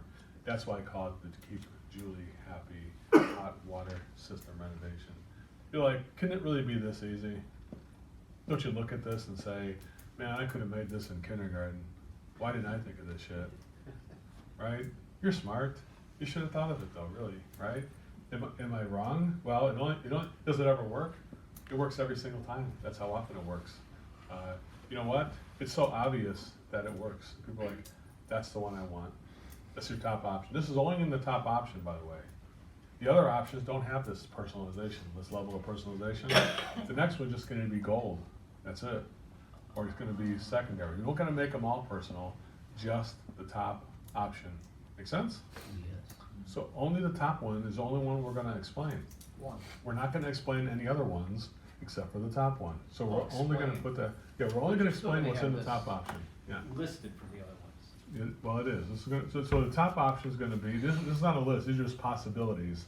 These are all top option titles right here. Okay, now I get it. These are all top option titles. Option. Yeah, these are just the titles, not the content, just the titles. Go ahead, Chris, one more time. We've got the Platinum Plus, Keep Caring Healthy Water Purification System, go ahead. And next one is the Pro Plus, Joe's Peace of Mind Home Electrical Renovation. I'm just giving you some possible titles. So if you had 6 options, you've got, this is option So I'll tell you how it one. would look. It would look like this. Let's say we have It's only let's say we have the example. Signature Series, More Time for Donna, Comfort System Renovation. The next one would say Platinum, Comfort System Renovation. It wouldn't have Donna's name in it. Perfect. Next one would say Gold, Comfort System Renovation. Next one would say Silver, Comfort System Rebuild. Oh, what's that? It's different than a renovation. This doesn't include the ductwork anymore. Now we're just doing the rebuild, doing the equipment only. Oh, now we're gonna do just the heating system rebuild. You see what I'm saying there? So the client code is only in the premier option, the top option. Everything else is just gonna be less personalized. It's not gonna have as much for the client, so we don't personalize those. How do you respond if the customer tries to ask you, Joe, that ignition system or comfort system renovation, is that a Bryant or is that a Trane? What kind of equipment would you be using for our house? I'd like. Well, we're gonna get to that in a second. Oh. Yeah. So, just gonna defer, Some people do because I'm not ask done with it yet. So wait until we're done with the whole presentation before you answer questions. Say, can I put that in the parking lot? So when somebody tries to interrupt your presentation, the killer of good presentations is getting sidetracked in the middle of it. You know what I'm saying there? Now, the way to not get sidetracked is to involve the client, right? So here's how you don't get sidetracked. So the top option I call the Platinum Plus Ron's No Stress Ignition Renovation. Ron, what did you say it was like when Julie said she had no heat and you were in Los Angeles and she was freezing and you were on the phone, you couldn't get back to home? What was that like? I felt very stressed and helpless at that point. When you said that to me, I knew we had to do the whole ignition system. Like normally I would just fix the problem, but when you told me how stressed you were, that's why I had to do this, had to do the premium mid-range economy for you. Now, this includes an entire ignition system rebuild. 33% of the equipment is being taken out and putting in brand new. And I did that because the system is 16 years old. What I don't want to have happen is you to get stressed every single time the part breaks down the equipment. I call it the no stress for Ron. Does that make sense? Now with that, can I answer your question? How important is the health of your family when you're away doing your plumbing job and stuff like that? How important is their air, like their lungs and getting airborne illnesses? What would happen if there was a thing that happened where they got sick because we didn't fix something here that could have been fixed? No, it's very important, absolutely. Well, how would you feel about that? What would you think about it if we didn't prevent that? I'd be really concerned, and I'd be worried. Yeah, so that's why I did our signature series, Healthy Air Delivery System, which includes air purification, dust entrapment, and also do the filter changes for the next 10 years as well too, so you don't have to do a thing.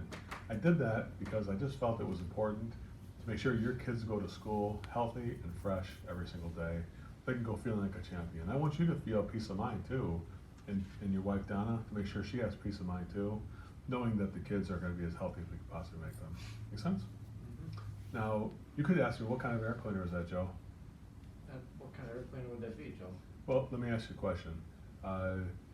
What kind of air quality do you think it would be with the Premium Signature Series? Probably very good, should be.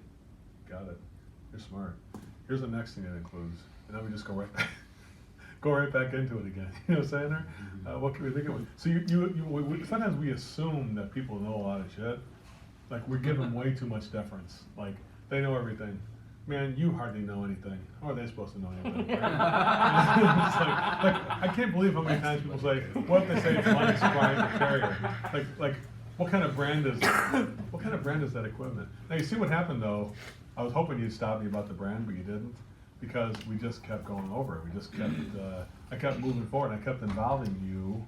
When I involve you like that, it's hard to stop my pace because I'm involving you and then I'm giving you an answer. Involving you, give you an answer. Creating dissonance, and I provide the solution. Give you dissonance, I provide the solution. Remember dissonance and solution theory? I create dissonance. What if we had a problem we didn't get the air quality straightened out? Oh shit, that would suck. That's why I did the clean air package for you. Oh God, that's amazing. You feel the pendulum? What would happen if you guys had skin issues with your family? Your daughter couldn't. She wound up having to get skin problems with her eczema. What would you feel about that, Jake? Not good. That's why I created the pure water, healthy water system for your daughter Karen. Make sure she was taken care of. What price do you put on her health? Priceless. That's what I don't. We do have a price here though, just to let you know. It's coming up pretty soon. You know, tell me what's the brand name of it? Alex. So ask me what the brand name is. Oh, it's brand name. Well, what brand do you think it would be? What kind of brand? I mean, it's the premium signature option. What kind of water quality system do you think I would put in? Okay then. You got it. Yeah. So that's what it sounds like when you do that. What's the brand name of the equipment? Ask me what the brand name is, Ryan. What's the brand name? What brand names have you heard of, Ryan? Most customers don't know shit. I was gonna say, do you want me to start? If you don't, is it Honeywell? Is that the brand? What if I said it was better than Honeywell? Go ahead and tell me a brand. Name me a brand. Train. Ask me if it's Joe. Is it a Train? That's a good one. Joe, is it Train? Well, is Train. What do you think of Train? I heard they were the best. You're going to be happy to hear this. What if I said this is way better than Train? Train is here, and this is like way better than Train. I would definitely be interested. What if I said it was? What would happen then? I don't know. Ask me why it's better than Train. Why is it better than Train? I'm just about to get to that. Let me tell you why. Because next thing, Chris, the next thing here, it goes into this, because Train doesn't include the 5-year service plan, the 5-year warranty, or 10-year warranty, and 12-year service plan. We include that at Sky. We take the Train equipment that you talked about, and we enhance it with this 5-year warranty, 5-year filter, 10-year warranty, 10-year filters, 10-year service package. You can't write a check for anything. Let's imagine that it's Christmas Eve 9 years from now, Ryan. How much do you think it costs to get a heating guy at your house on New Year, Christmas Eve with no heat? 9 years from now. I need a lot of money, I don't know. Well, for you, Ryan, you can't write a check for the next 12 years. And I did that for you because, well, don't you work hard for your money already? Yeah. I don't want to see you spend your money needlessly with a heating guy. Let's get you covered for 12 years. That's why I did that for you. I don't want to get a butt warranty where you could have had a warranty, but you didn't get the thing maintained. So guess what I gave you with it? A 12-year maintenance program. How much would you pay for maintenance every single year, Ryan? I figured about $300 a year. Guess how much it's going to cost you with that 12-year package? It's probably included. You're smart. You can pick on quick. I like you. You need a job as a salesperson here? Because you really could do a good job. You're starting to pick up quick. I like how you're pretty quick there. Well, you're right. It does a 12-year service plan, so you can't write a check for the service. We don't want you to have to write any checks for that. That's why we did that with it. It's included. You see what I'm saying there, guys? I mean, isn't it amazing, all the stuff we do? So maybe we can do a thing here where we can get this whole thing done, but I'm involving you in every single thing I'm presenting. Right? I'm not just presenting and I'll get the white stuff on the outside of my mouth because I'm talking too much. I'm listening and getting him to involve in every single item I'm doing. That's the pro presentation, the most professional one. Well, right now we have a electrical fault in the air movement system, John. If you don't bother you anymore, what'd you say it was like when you wound up having no air conditioning when you were working all day and you came home with no air conditioning last night? I was pretty frustrated. That's why I call it No Frustrations for John Air Movement Renovation. So I went ahead and did this 33% of the whole air movement system for you. And what I did is I put a variable output air drive system. I replaced it and upgraded it for you. Let me ask you a question. How important is a good night's sleep to what you do for a living? Is it important to get a good night's sleep for when you go to work every day? I mean, I need to, otherwise I start falling asleep. That's why this one is 24 times quieter than the other one we had in there before. That's going to make you get a good night's sleep and let the family sleep good too. I want them to be fresh when they go to school every day. Make sense?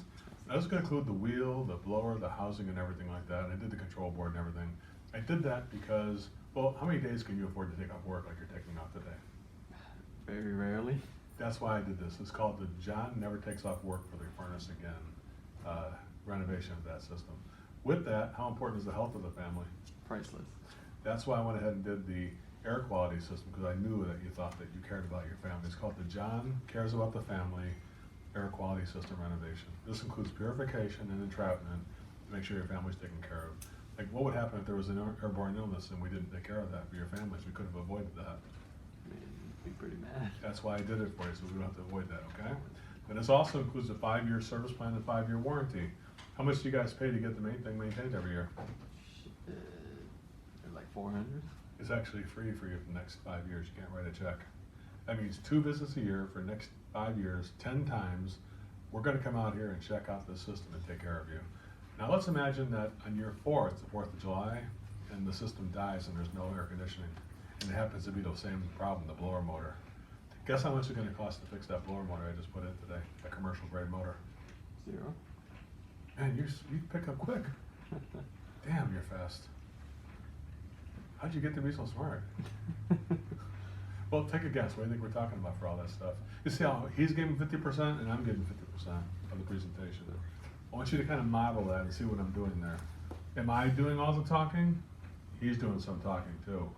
I'm asking questions that I know the answer, what the answer is going to be. That's the art of this program. Asking people questions that you know the answers are going to be. If you can deliver the information in the form of a question, you're going to win. When you make a statement, you end the opportunity.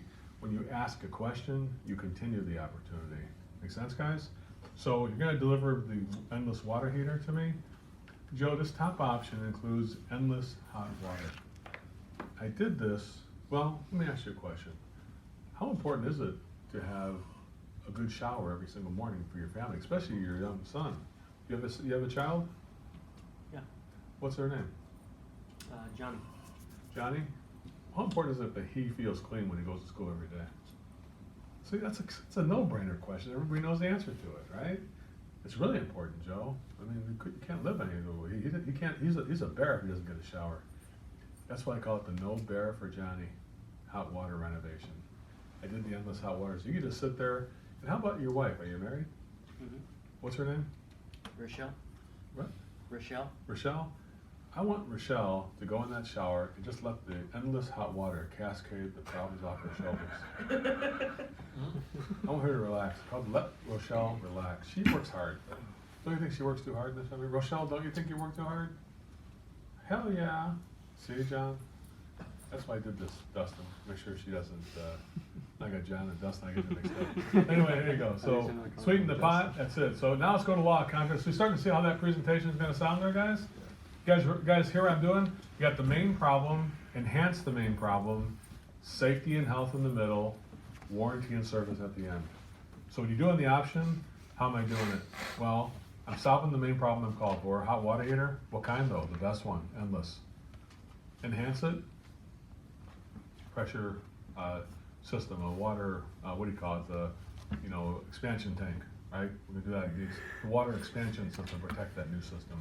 We're also gonna do water quality to enhance it, a safety and health item there too. We're gonna do any service on that whole thing there too. The warranty, and checking in with people on every single item. How important is the health of your family? How much do you think it would cost to maintain this thing every single year? It's included. Holy shit, it's included? Yeah, I don't wanna burden you with that. It's completely in there. God. And how about the warranty? Let's say a thing broke down 9 years from now. Always like the last year do it. Like, find the most absurd fucking situation to put out there. The one that your service guys would hate if it happened. Because they're probably gonna have to cover it anyway. So if they're gonna be heroes, like Carlos and John here are heroes, and my buddy over here, Nathan, these are service heroes we're looking at in this room. Let's give them a round of applause for those guys. Come on. Get out there. You got everybody else is home for the holidays. These guys are out there busting their nuts with their. We got a call at Canoga Park. Oh shit! I'm having my turkey. Shit, you don't need turkey, boy. Get out there and start working.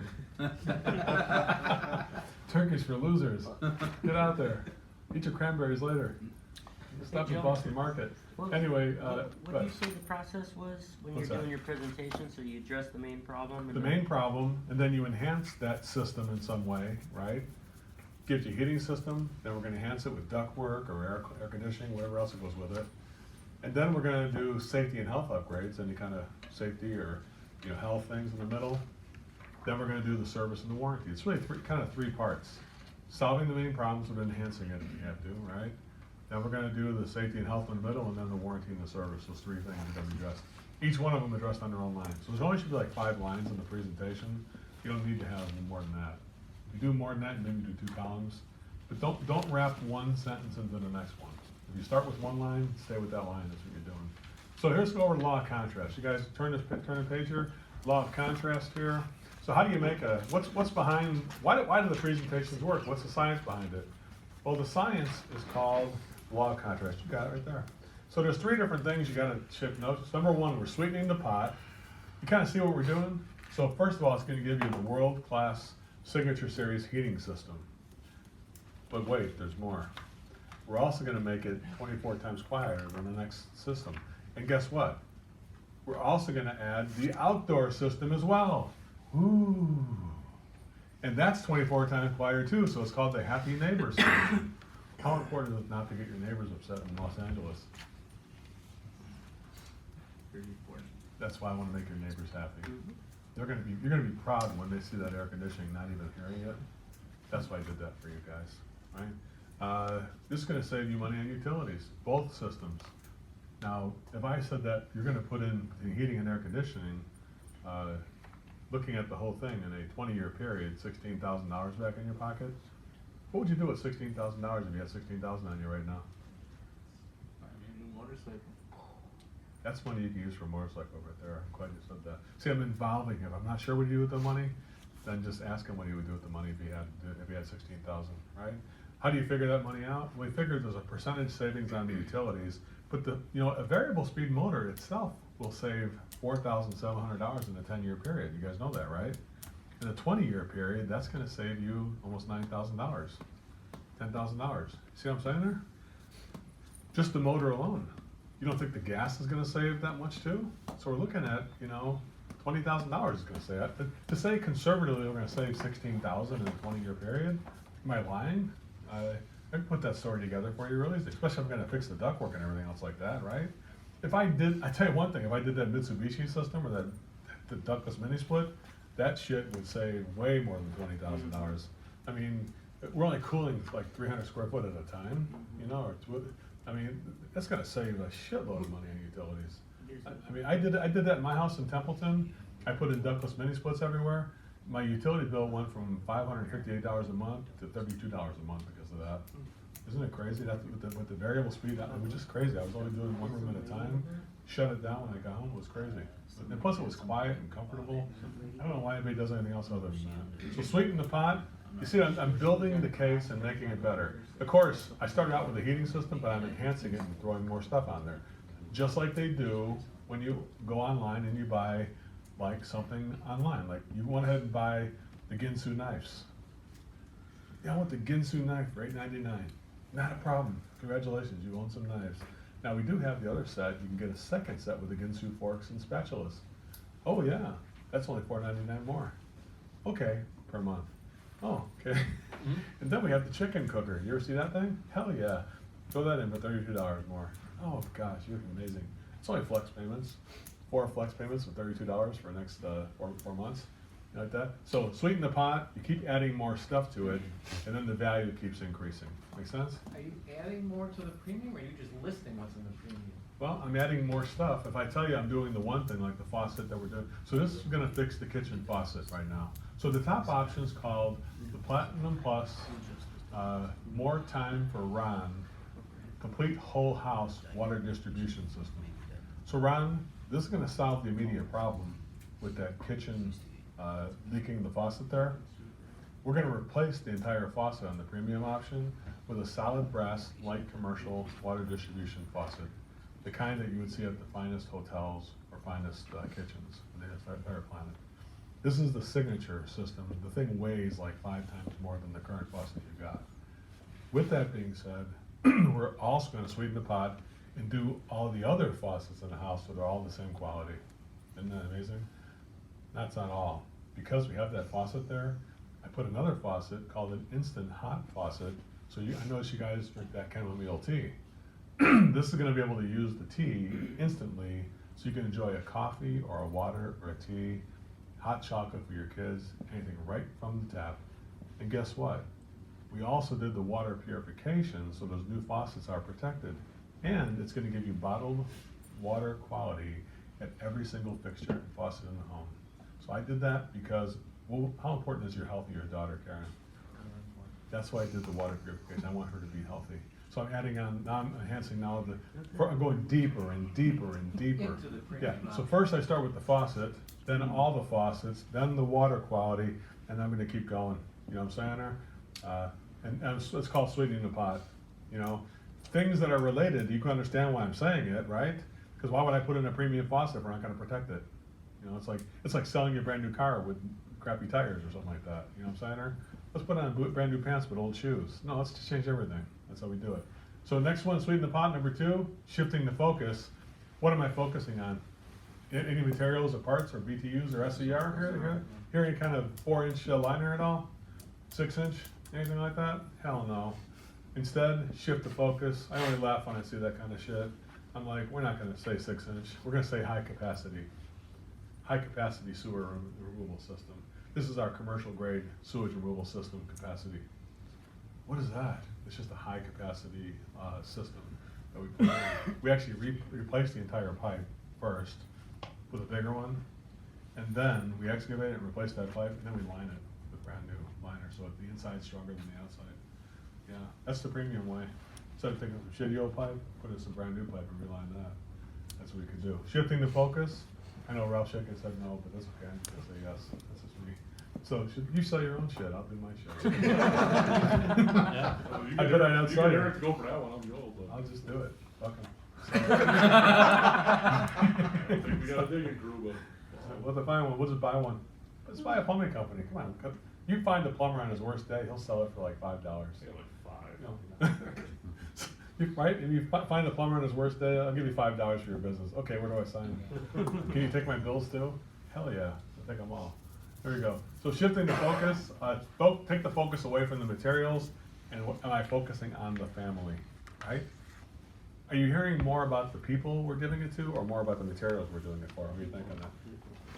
People are at least 50%. We're still gonna tell you about the faucet and the water quality, but let's bring up the family too. Shift the focus away from that. The door in the face, what is the door in the face? Door in the face is, I'm expecting people to say no to me. Shouldn't I expect no, considering it's gonna cost, like, what's your premium option, Ralph? You did sell, you have options for that $7 million job or no? Oh, damn. Imagine if you would have had options on that. 28 million. You screwed up, you screwed the deal up. God bless America. You should have called me on that one. You don't have that opportunity. Why didn't you call me? Call me next time. We're gonna I got freaking. another one I'm working on right now. Are you telling me what we're doing? I'm gonna work on it. Why do you guys don't call me anymore? What happened? You don't like me anymore?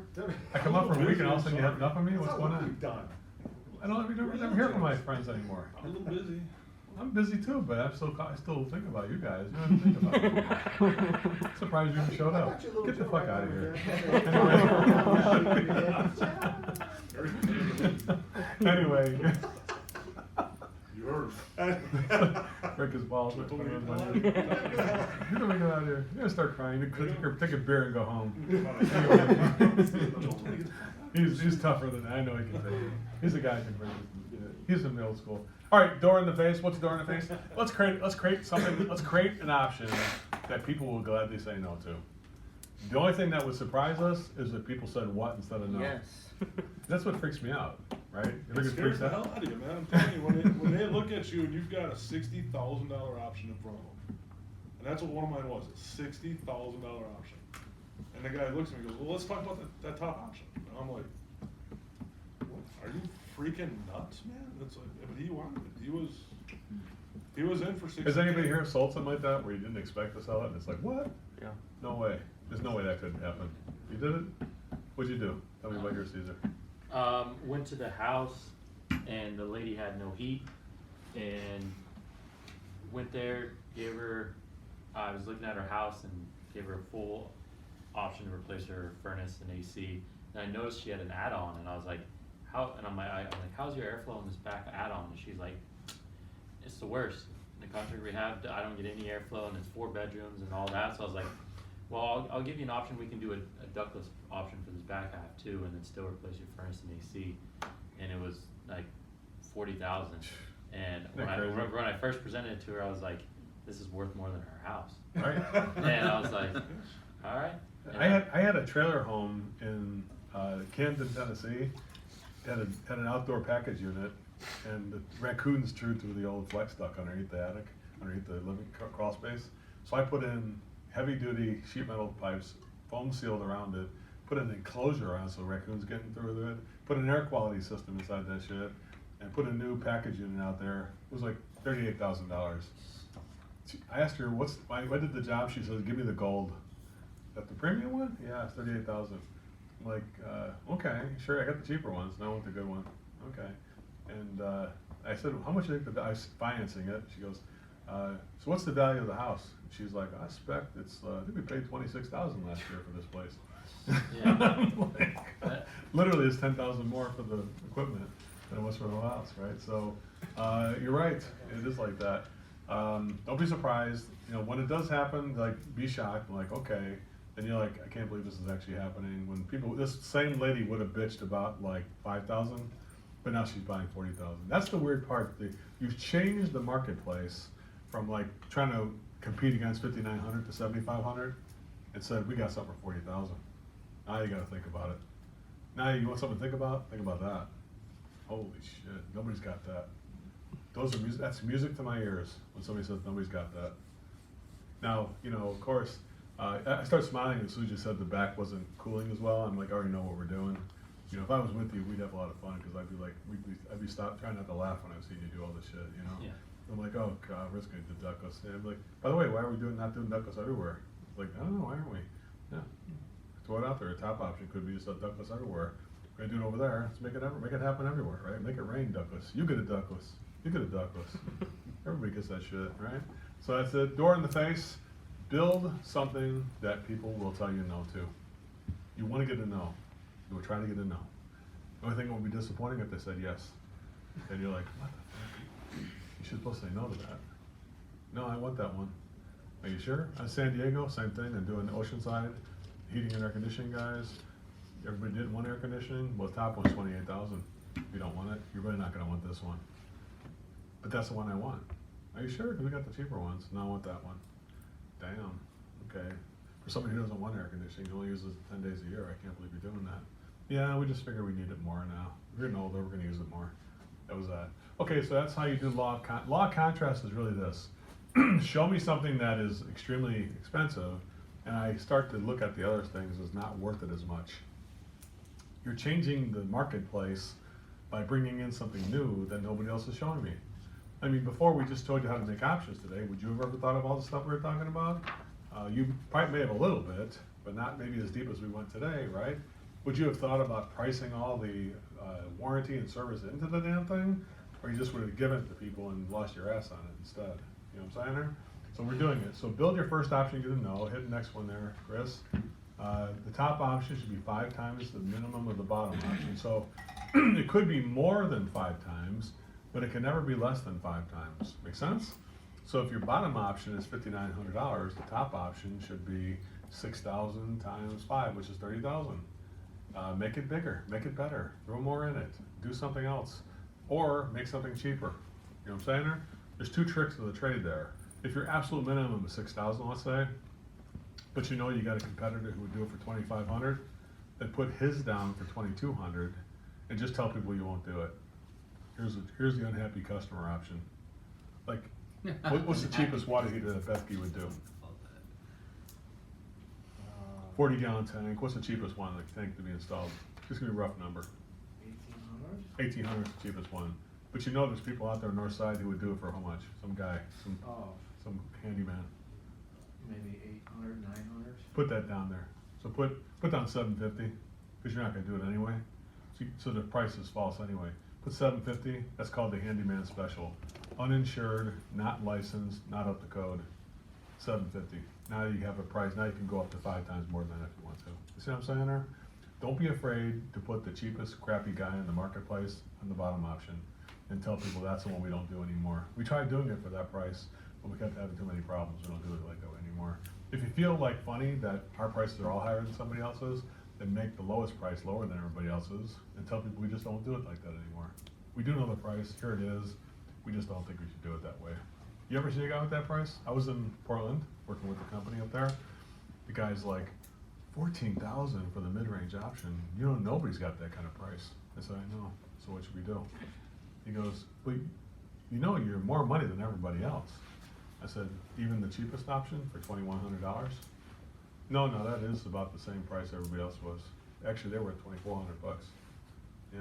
So if you want to be unhappy, then go with that one. So what should we do? Damn you, Joker, Sarah. Let's do the $14,000 one, this third one in the middle. Okay, got the cheaper ones, now I want the good one. Make sense? That was that. So, get no, top option would be no. Price drop's gotta be even, about 20% difference between the prices. Take the next one down, Chris. Roughly 20% difference between each price. So the top price is gonna be, let's say, $30,000. The next one's gotta come down by roughly $6,000, something like that, you know? You don't wanna have the prices bunched up too close together. Does that make sense to you guys? So don't have the prices where they're all kind of like too close. So you don't wanna have a thing where it's $950, $750, $650, and $550, or it ends at $450, you got $950 to $450, you got 6 options there. You're too close in the price. If you got $450, it's gotta be 5 times the $450 to make it make any sense. It could be more, it could be 7 times $450. Say it could be like $550 for there, right? That would be fine. You just gotta keep lowering it as you go down. All right, next one there, Chris. Leave no unexplained gaps. So you don't wanna go from 35,000 down to 12,000, because now you get a big gap. People are gonna wonder, they're gonna say, somebody must have something for 20,000 that he's missing, you know? So it looks like something's missing. You know what I'm saying? Right. And so you don't want to have it look like something's missing from your offer. So that's why if you're going to say your top option is 28,000, then you're going to bring it down from 28,000 down to probably 23,900. and then from 23,900 down to 16,000, and 16,000 down to 12 or 11,900, 11,900, 9,997, then 7,500. So let's make sure it looks like there's a nice even incline with no jagged edges on that way it goes. If it has a dip, then people are going to wonder what is missing there. You know what I'm saying?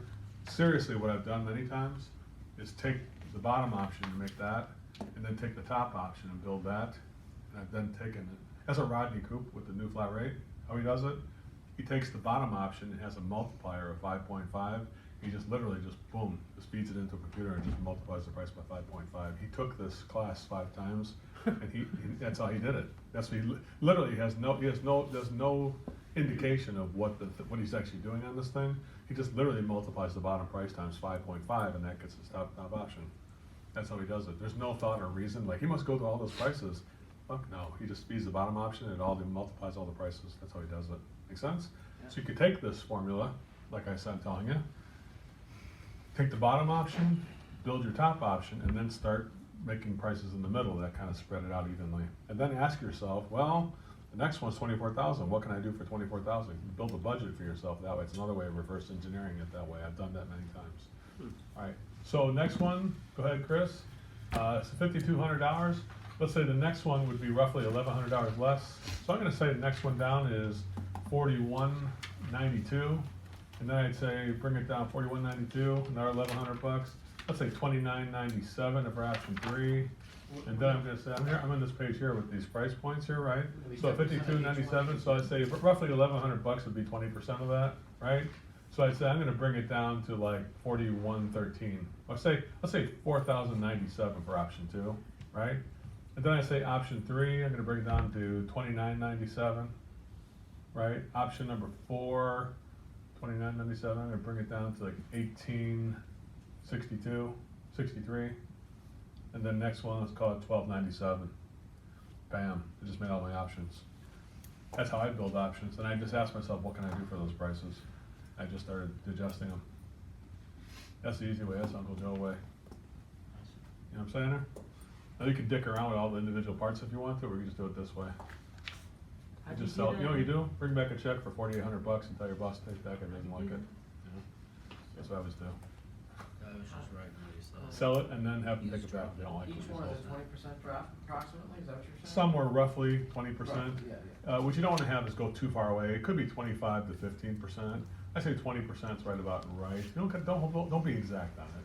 You know, it just could be somewhere in that area, 20%, roughly 20%. It should drop roughly evenly. Could your number 1 option be a little bit higher than option number 2?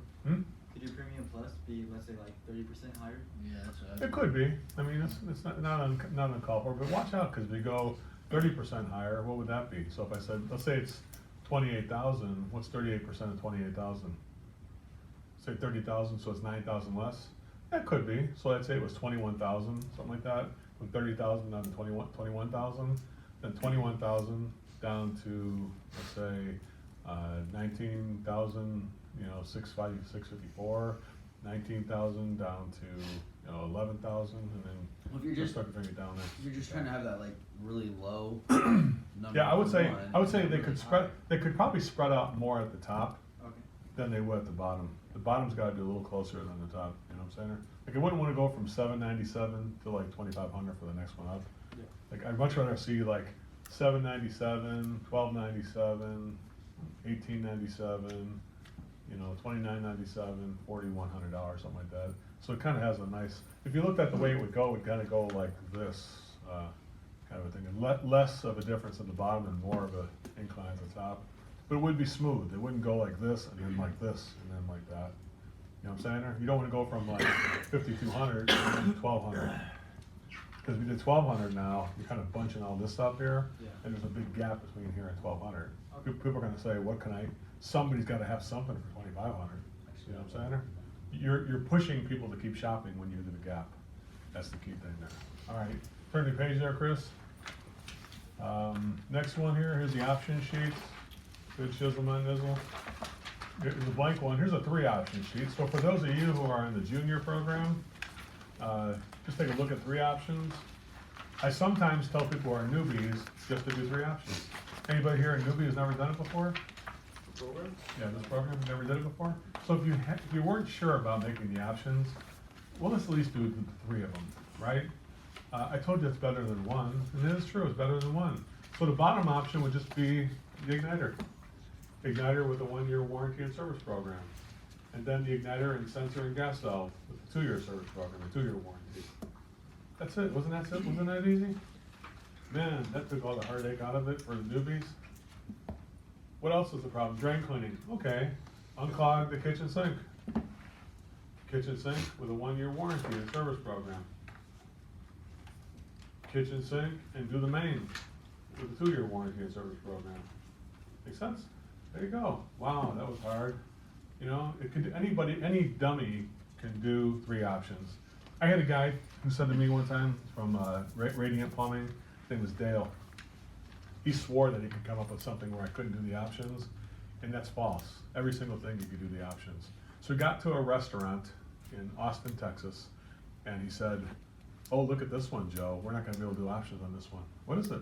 Customer bought underground gas line for a brand new restaurant that's opening up on Sunday. We're here on Thursday. They already have the trench dug for underground.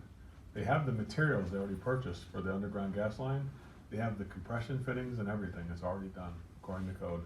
They just need a plumber to install it. They have to have a licensed plumber to install it. That's all they need.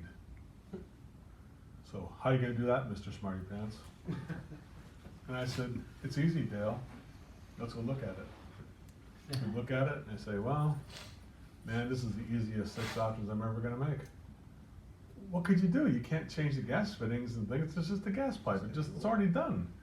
We can't do it. You're not gonna get a better, this is premium gas pipe that they got. It's the commercial grade. They bought it just for the restaurant. They have this fire pit in the front of the restaurant. That's what they're trying to do here. So what can you do? What kind of thing could you do? I said, I don't know, Dale. Let me ask you a question. Now, you could just relay the gas pipe in the trench that they dug, right? Who's gonna backfill the trench? I don't know who they're gonna have do that. I said, I do. The second option is gonna have Dale backfill the trench. What? Yeah, so the bottom option is put the gas pipe in, leave it like it is, hook it up and go. But you're gonna backflow the trench on the second one up from there and give it a 1-year service program and 1-year warranty on the gas fitting we have here, right? Oh, I see what you're saying. Yeah. Oh, Dale, what else? One other thing too. Yeah, we have this manifold with the burners out in the front by the fire pit. Who's gonna wire brush that black iron fittings out there?